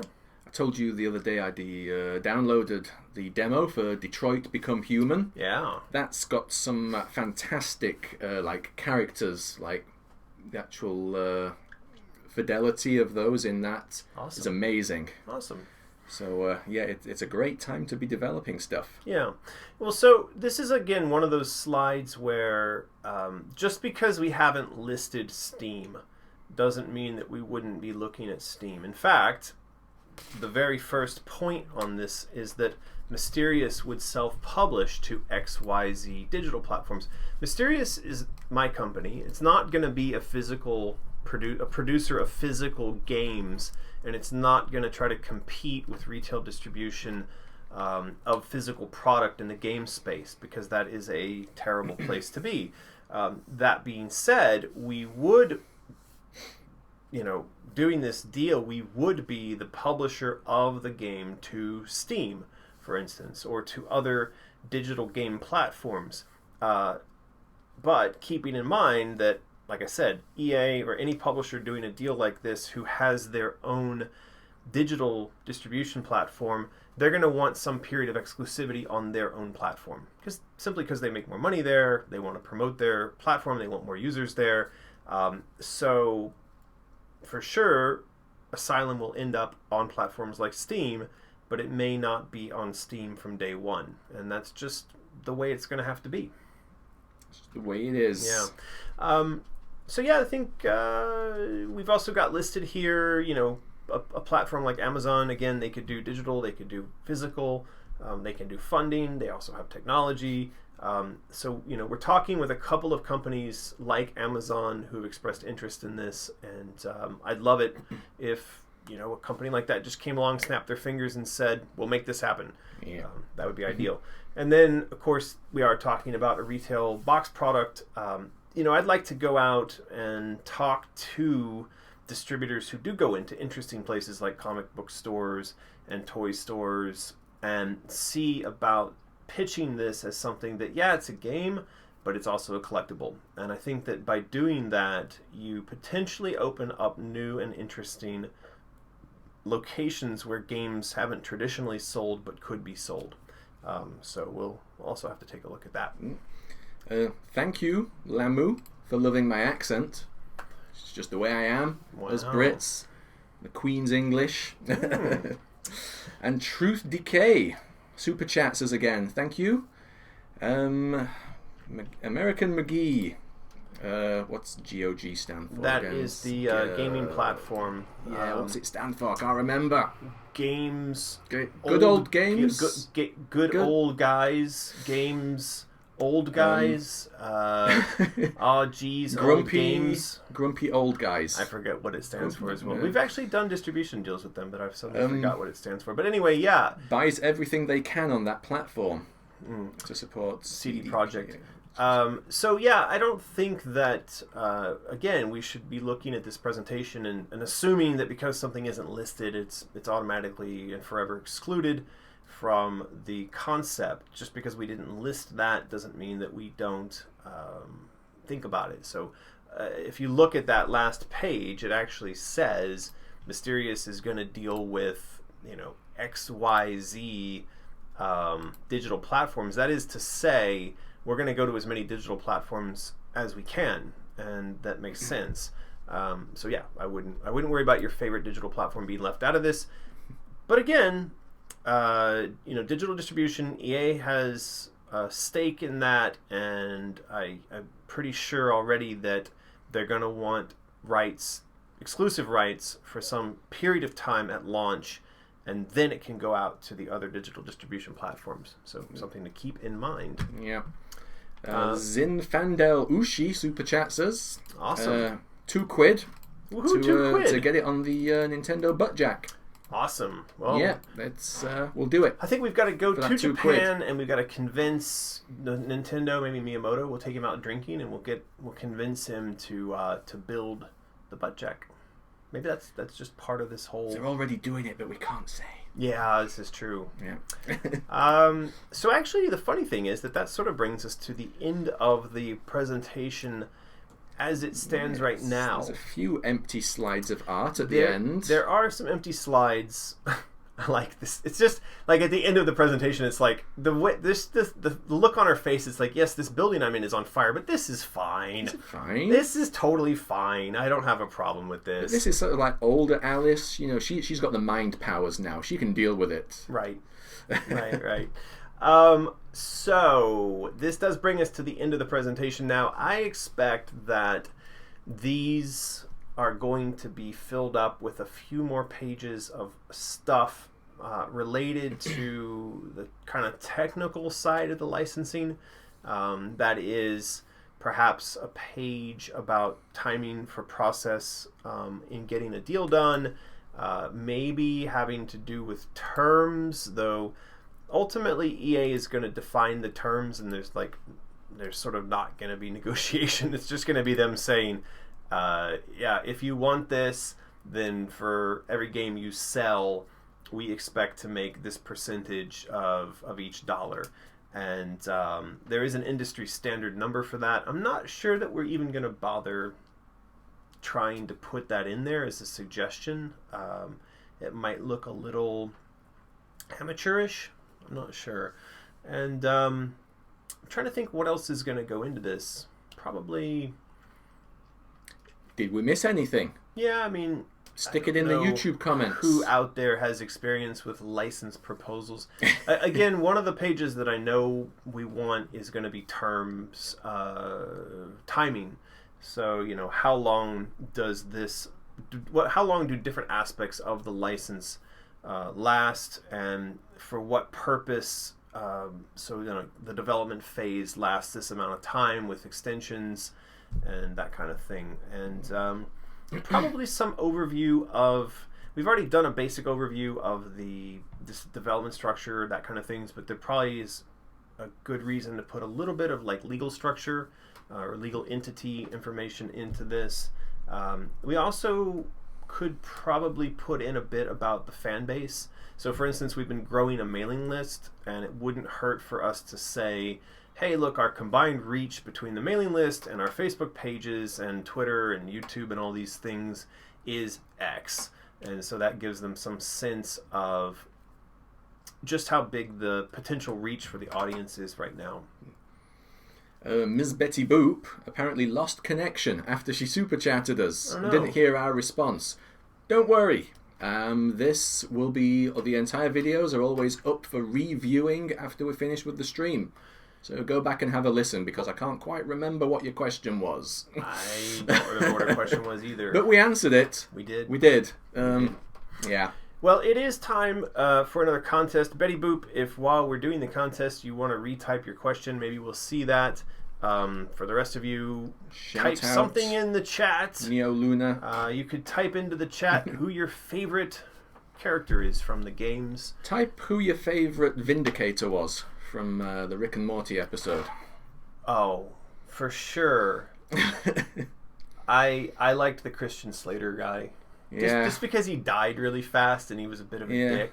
I liked Million Ants. I liked Million Ants. Just because Rick called him Wiggly Turd Man. I like that. He's like, is that what you are? I didn't realize you were all like, made up of ants. I thought you were just one old turd. I just thought you were Turd Man. Wiggly Turd Man. I can't see the ants from here. No. I really liked the device that Rick made that absorbed the bullets and then like attacked the turrets. It's pretty good. Sort of, yeah, that was a really good episode. Look at the chat go. That was. But wait, so would Noop Noop qualify as one of the? Yeah, you can have Noop Noop. He almost went on. He was working in their office, so he sort of. I didn't really like Noop Noop though. But I did like, what was he? Captain what? The Christian Slater character. It was something Vance. Yeah. Max Vance. But I just like that voice. I don't care. He's been in a couple of these things. Like he was in some episodes of Archer, and he's done some of these other cartoons, and I just think he's fantastic, and to have him pop up in Rick and Morty was even better. That's his lines like, "What Morty was it? I never forget a kid." Terrible. All right, so we've got a bunch of people waiting here. Yeah, they don't want to hear us talk about Rick and Morty. And we were giving them a chance to fill up the chat with stuff. Love. Whatever. Nope. All right, roll it. Roll it. We got Lay Nigma. Lay Nigma. That sounds familiar. All right, Lay Nigma. You win before. You have won a set of embroidery patches. You need to send your email address, your mailing address, your phone number, and, well, the fact that you won some embroidery patches, I guess. I don't really know. That's usually how this thing goes. Yep. There's Lay knows that they've won. There is Lay. And PM American through YouTube. Yep. That kind of bringing us towards the end of all this. We need to mention these guys. Yeah, so we're going to do a mention of different stuff, and then we'll give away one more prize that'll make you stick around. Yeah, please don't leave. We need to mention some stuff now that we've shown you the awesome presentation. Yeah. So for the presentation, if you are a patron, then please go and put your comments over on... Shit, I remember what we forgot to do. Patron comments. We forgot to actually do the patron comments. Okay, we're not going anywhere. There's a lot of comments. Oh, god damn it. Jeez, Rick. We don't mind. Let's just go through these. So yeah, the first one was... Well, actually, the actual first one was Barry Adams. He's excited. Yay. So Yan or Jan? Jan. Yan says only 10 to 12, but he wanted, or she wanted, Lulu mailed. So that was funny, haha. Igor says that Igor would prefer the coin box. As opposed to the coin floating coin. It's a floating coin holder. I mean, it does look nice in this. This is not the Alice coin. This is the Pirate Jam coin. Yeah, so that's a floating Pirate Jam coin. Anyway, I think those are cool. It's nice. We'll figure that out. You guys can help us figure that out. Coin box or floating coin thingy. Yeah. Lay Nigma, you're going to have to figure out how to PM us on YouTube by yourself. This is we don't know. It's not just that, but easy. I just feel like, you know, there's a basic barrier you got to get over. You got to figure out how to message us, and you got to give us your proper address and phone number. And if you don't figure that stuff out, you can't have the patches. You can't have the patches. This is the test. Yeah, what do you think of that? This is the test. Alejandra Perez Galeo says, are we going to have it for PlayStation 4? PlayStation 4 should still be a thing, it will be almost being replaced, I reckon. I just read an article the other day that they said they thought that the PlayStation 4 was coming to the end of its life cycle. That's just the no being clickbaity, I'm sure. Yeah, well, I promise there will not be a PS5 until at least 2021. They're very clickbaity over on the no. So, yeah, we don't know for sure, but let's just say probably. Yes. Probably be okay for the PS4. You'll have to be the PS4 Pro, though. Yes. Yes. Well, you're not allowed to do it on one and not the other. No. So Cassie Reeves says, exciting times. Woo! Rosemary Ingrid says, I'm a fan of the floating coin frame idea. Well, maybe you can see it now in the video we just did. Did they do some little funny... How did they do that little... I forget. I don't know how you can do that. Type, I mean, superscript nonsense or whatever it's called. So, I love the slides. That's about it. I mean, there's some other stuff being said there. I want a box, but also you could leave it open and no issues. And Carola is actually not having to stay awake until 3 a.m. to watch it, so maybe Carola in Italy is there in the chat right now. Maybe. Could be. I'll keep an eye out. Yay! There's Monica Dry Ice. She actually got to join us in the chat. It's not dry ice. It is. It's dry ice. No, it's Dry Ice. It is Dry Ice to me. It just sounds like a great cosplay name. It's great. A million ants meet Dry Ice. So, Asteria Visual, who I think was also in the chat somewhere. Likes the time. That's good. They do like the time. They are here. Is looking amazing. Great. And the Chaos Coin, oh my. So that's good. And thank you for being there, Asteria and Monica and all of you guys in the EU UK place. We're happy to be with you live today. That's great. Happy birthday to Princess Azula. Woohoo! Happy birthday, Princess Azula. Don't get too drunk. We would super chat to you, but I don't think it goes that direction. So, yeah. Ah, look, I said it right. Take that, Martin. Where? Dry ice, she says. Ha ha ha ha. I swear I said that in a stream like 2 months ago, and I got corrected the other way. I think Monica doesn't know herself. Maybe. So we've got Zero loving the floating frame. I think a lot of people like the frame, and I think that something is off with his head. What's going on with whose head? Oh, the Cheshire Cat, because Asteria Visual was saying maybe something's wrong with the Cheshire Cat's head. But yeah, the Cheshire Cat's head is not really final. We'll work on that kind of stuff later. We'll see. Anthony, this might be the shortest comment record for Anthony Yves Morvan. He normally comments a lot more than that. He says he likes the new fierce attitude of the Alice in the Straitjacket. Good. Austin Cook, she looks so good. Rachel Garza, sad. When we broadcast, when she's sleeping, then she's not in the chat. I'm so used to her being there. Likes the floating frame and is awaiting the beautiful patches. Well, you won't have to wait. You won't have to wait much longer. Yeah. Priscilla Nasoma likes the floating frame. That's good. I think we all like the floating frame. I think when we send these out, they are going to come automatically with the frame. With the coin in the frame, or just with the frame? No, we're going to make the guys down in Chengdu no. put the coin in. We won't do that. No, you'll get the coin in its own little separate thingy, and you'll get the frame. Okay. You may even send the coin in the box. Rachel. She's here. Oh, hey, there's Rachel. Must be very late for her. Or maybe she's in Canada as well. And it's like 9 a.m. So, we are on to Zero, and Zero likes another game. Buying it twice. Yeah. Switch and Xbox One. Likes the Chaos Coin, likes the floating frame. Excellent. And, you even replied yourself here. That's because Zero was the one who I had seen commenting previously that his name and number uniquely would be on a coin, and unfortunately, yes, yeah, it doesn't work like that because these have to be mass produced, and like with the Pirate Jam coin, you know, we had these produced. Actually, with the Pirate Jam coin, we only did 50 of them or something, but for the Chaos coin, we're going to do quite a bit more. They just don't do that in the manufacturing process. No. Now, after the fact, we could potentially send stuff off to be like laser engraved. But I think down that path is madness. And so, yeah, where you'll have a coin that is unique to you that has your name on it would be in-game. And again, are we saying in-game the name will be actually on the coin? No, or it just means that in some menu, at some point in the game, if you've collected the correct coin in-game, there's going to be a list that will populate with people's names. That is... Well, no. There's a coin, and I go and I find it hiding behind a rock in this one zone, and I look at that one coin, and one name will be on that coin. Right. That's Martin's coin, hidden in that zone behind that tree. That's it. That's your coin. One name. Right. And maybe a number. But you said a list. Yeah, the list will be everybody's coin. So you're in the game, you're playing the game, and you've collected, let's say, 20 coins. Then in some menu, somehow, you can have a look at the coin collection list. And it'll say, you know, John Smith. Oh, I see Albert Fredrickson.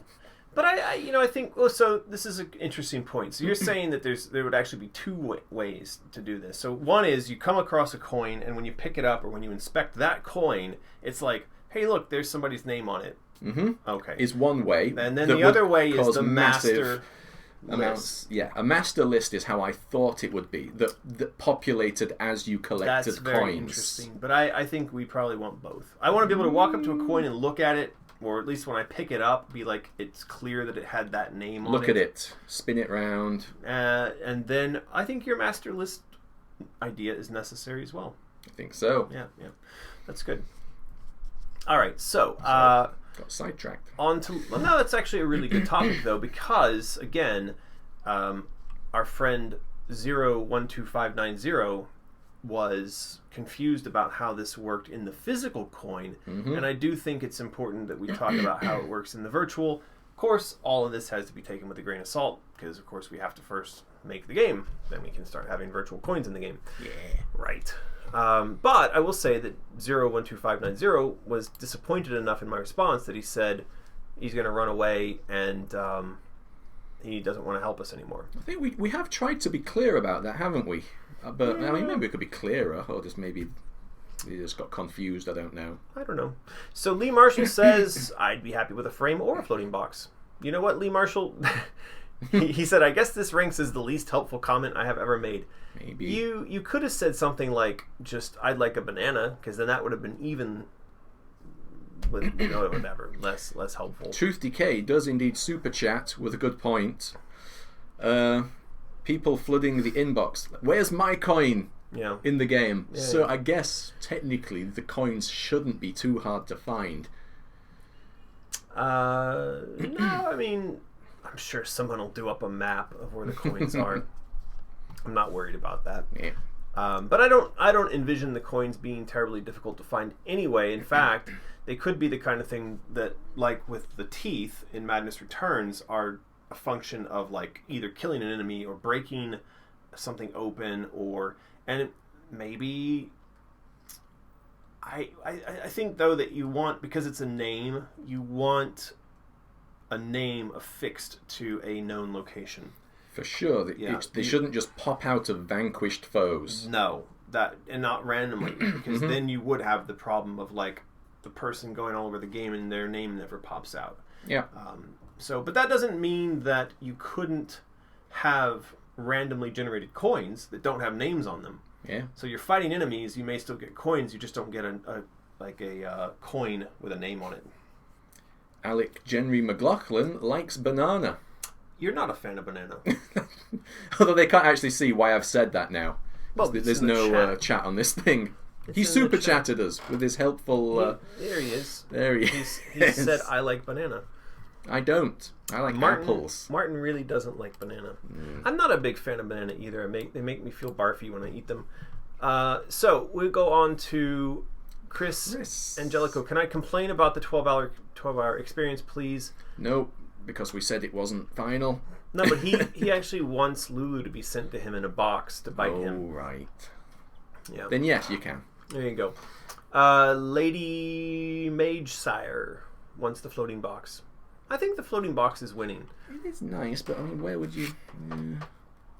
Truth Decay sends another Canadian... we seem to have a Canadian dollar battle going on here. We got $2 from Alec, and now we've got $2 from Truth Decay, and he would like a coin exchange for bananas. That'd be a lot of bananas, I think. It would. Don't they say that 7 bananas would kill you? I bet you... Did I hear that? I think if you eat too many bananas, the potassium can mess with you, yes. I don't think it's 7. I think it's a lot more than 7. But I think, based on our experience with our collectibles in the past, that a Chaos Coin in a few years, especially if we only end up making a limited number of them, those Chaos Coins are going to be worth quite a lot. Mm-hmm. So I would grab one now while they're grabbable. Yeah. Okay. We've got Steger Thomas. Likes the floating. Okay. 012590 has come back and said 12-hour games means 2 years for me. I have a friend like that. Yeah. I sometimes have that problem. A 10 or 12-hour game would mean like a day for me. Andre likes the floating box. Jep Geppetto likes the pitch is coming along and is stoked to see Sonny's Alice on it. Chaussette has joined the Canadian battle. Wow, Canadian dollar battle. The Canadian $2 battle. Amazing.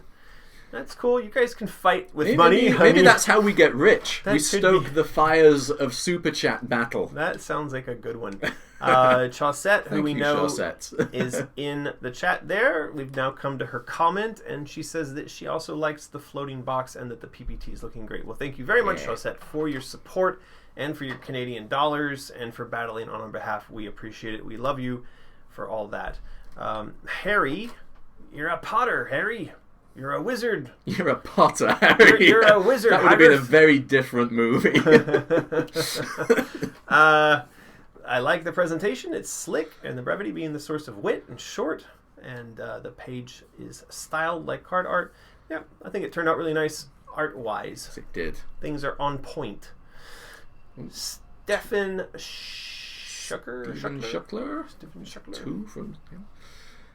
Yes. Is there any chance the first 2 games could make a comeback to the Nintendo Switch? I think there is a chance of that.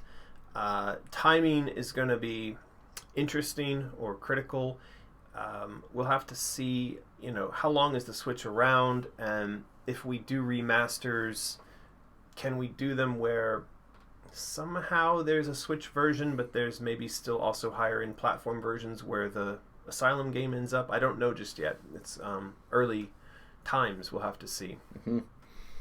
And it also says, did you do his second comment as well? I was focused on the chat. He just says that my mind is delightfully twisted and he appreciates my games and art. Well, thank you very much, Stefan or Steven. I don't know which way to pronounce that. And that he enjoyed Scrapland. That was a good game. The battle continues. Wow. With Alec. Equal rights for bananas. Banana rights. There's a bit of an aside here. But there are other giant YouTubers who also have got super chats going on. Wasn't it people like Leafy and stuff? I mean, people are just dropping hundreds of dollars and just saying nonsense as well. Yeah. I mean, we like nonsense, but is that still a thing? I've seen it in some of the bigger YouTuber chats that for sure they're getting $20, $30, $100 and people are just saying nonsense. That's crazy. And a lot of times they just want to drop $100 and say something offensive, like just put the N-word in there. I'm not really sure Nougat. what that's about. But You say clearly nougat or nugget? I don't say either one of those. But yeah, it's a thing.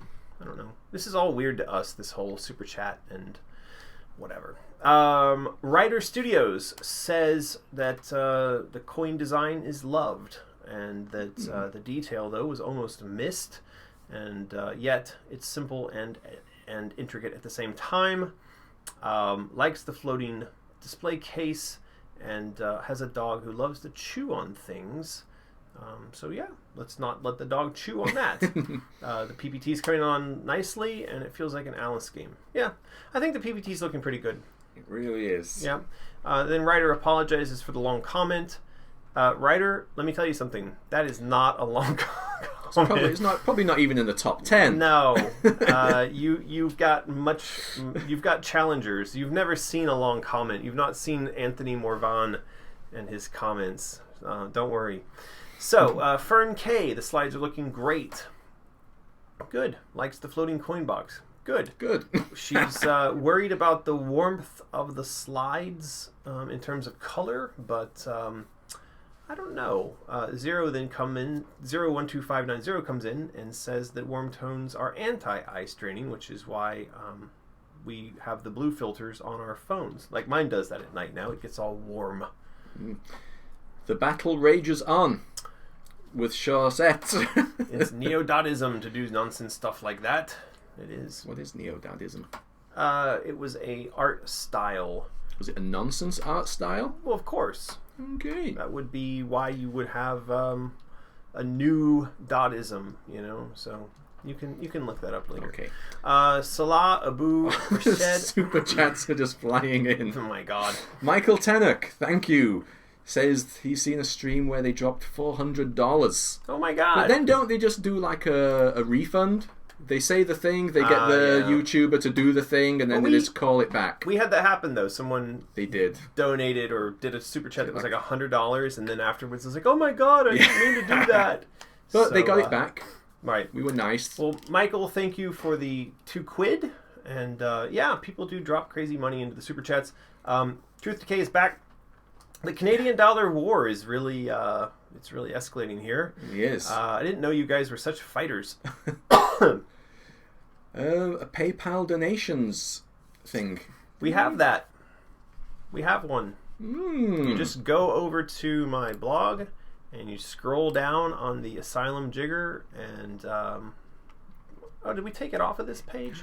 I think it was there. Oh no, I know where it is. It's on the there's a page related to Alice Otherlands or something like that, and so that would be where it is. Should I make a note of this? Yeah. Make PayPal donation button more visible. There is such a thing. But yeah, thank you for the suggestion. Uh-oh, people are starting to dab in the chat. No, don't dab. No, I'm getting scared. We're back to Salah Abu Rashid's comment. Likes the buff soldier. Yeah, I think he's mentioning the piece of art that was put at the start of this. Likes the presentation and is curious about if the coin can go back. Yeah, we had a little bit of people saying that they liked the older design of the coin with the heart in it. Yeah, we're not going back to that. We've already gone forward on the new design. So there's Kaylee Scroll. Kaylee. Saw Kaylee in the chat, I think. She was very happy that we were broadcasting during the EU time zone. That's good. So, hey there, Kaylee. Is happy with the presentation. A little bit hard to read on the second slide. I think we pointed that out. There was a few of them that need some help. And likes the coin frame. Well, thank you very much, Kaylee. Austin Cook likes the presentation and likes the straitjacket Alice. What are they talking about? Yeah, the angry-looking Alice. Is that what it is? Yes.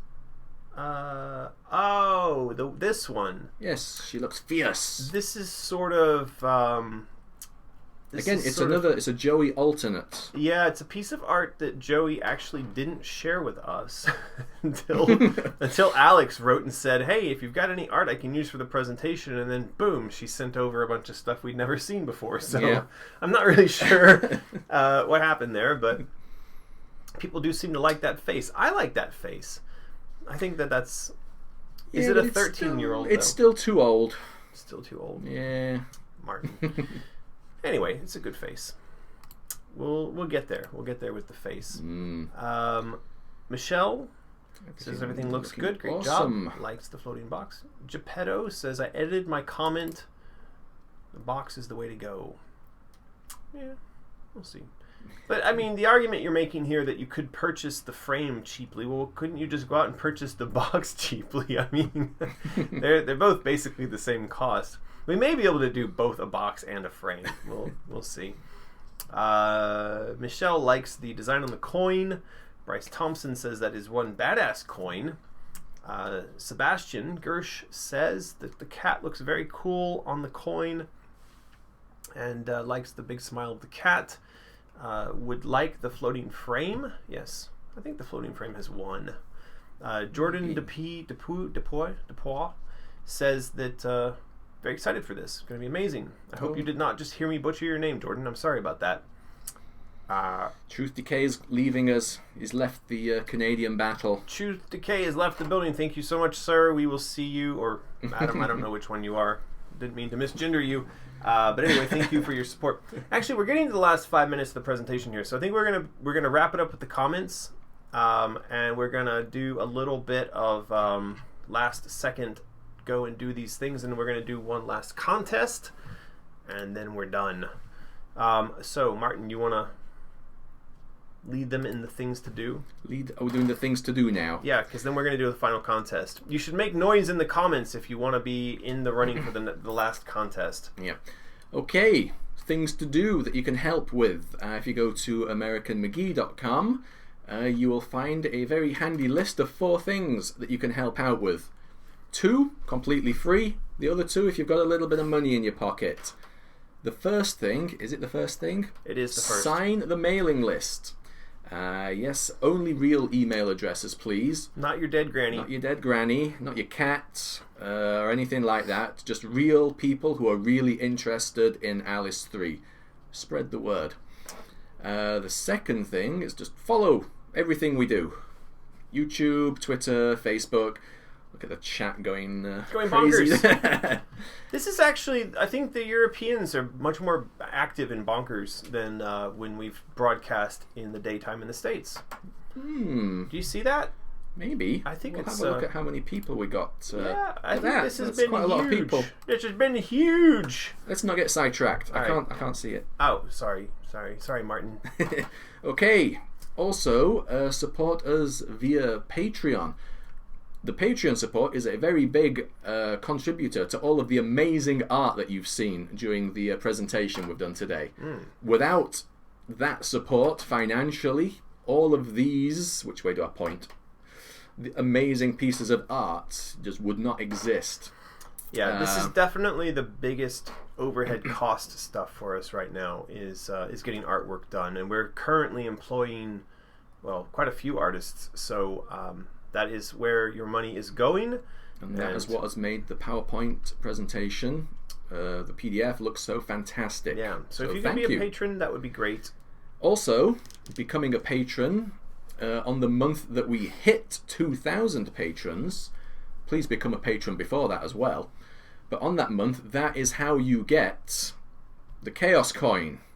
That is the next goal on our Patreon. Once we hit 2,000, everyone at the $35 and above level gets that. So, yeah, check out our Patreon page and please support us. And finally, over on the Mysterious store, we have t-shirts, posters, wallets, hoodies, books, games, comic books, fluff. All kinds of stuff. There's all this stuff. There's like 8 pages of stuff. And a lot of it is Alice themed artwork and what kind of stuff like that.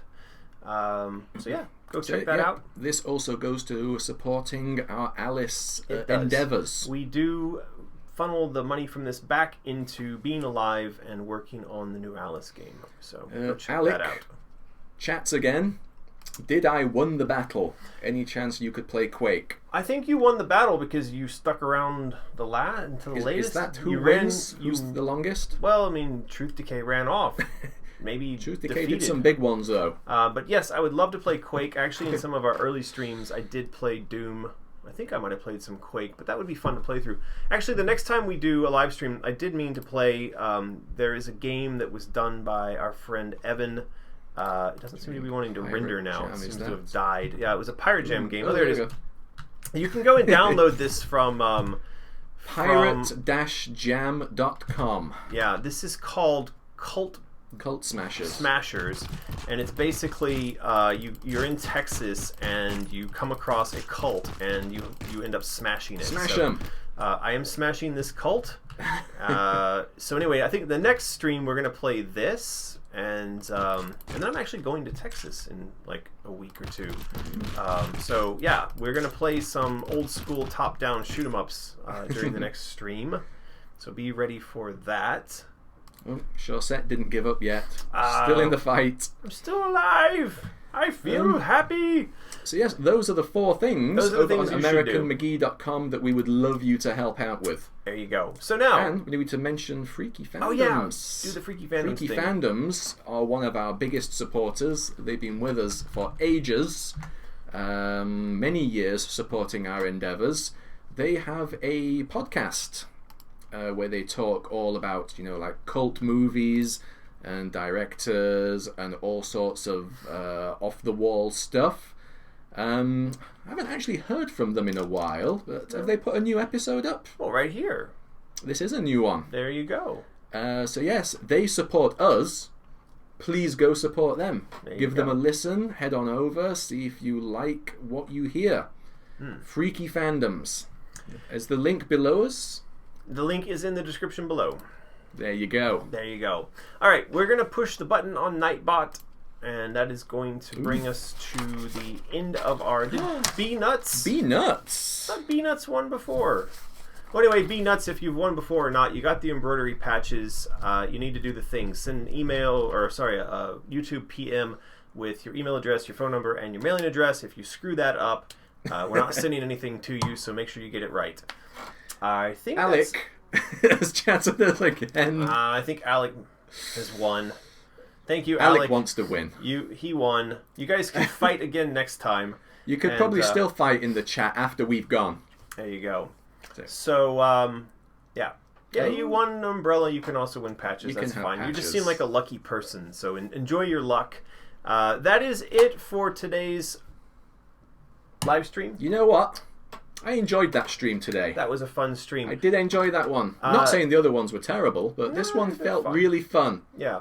So that was a good one. I think we will do some more EU, UK time zone streams in the future. Yeah, we'll still mix it up. If you're in, like, Americans and stuff, don't worry. We're not going to leave you out. We're catching East Coast Americans and Canadians as they're waking up. Yeah. But thank you all so much for joining us today. We did have a really good time, and we were in your home time zone for once. So we will do this again, and probably around the same time. Maybe we'll alternate and do this every couple of weeks.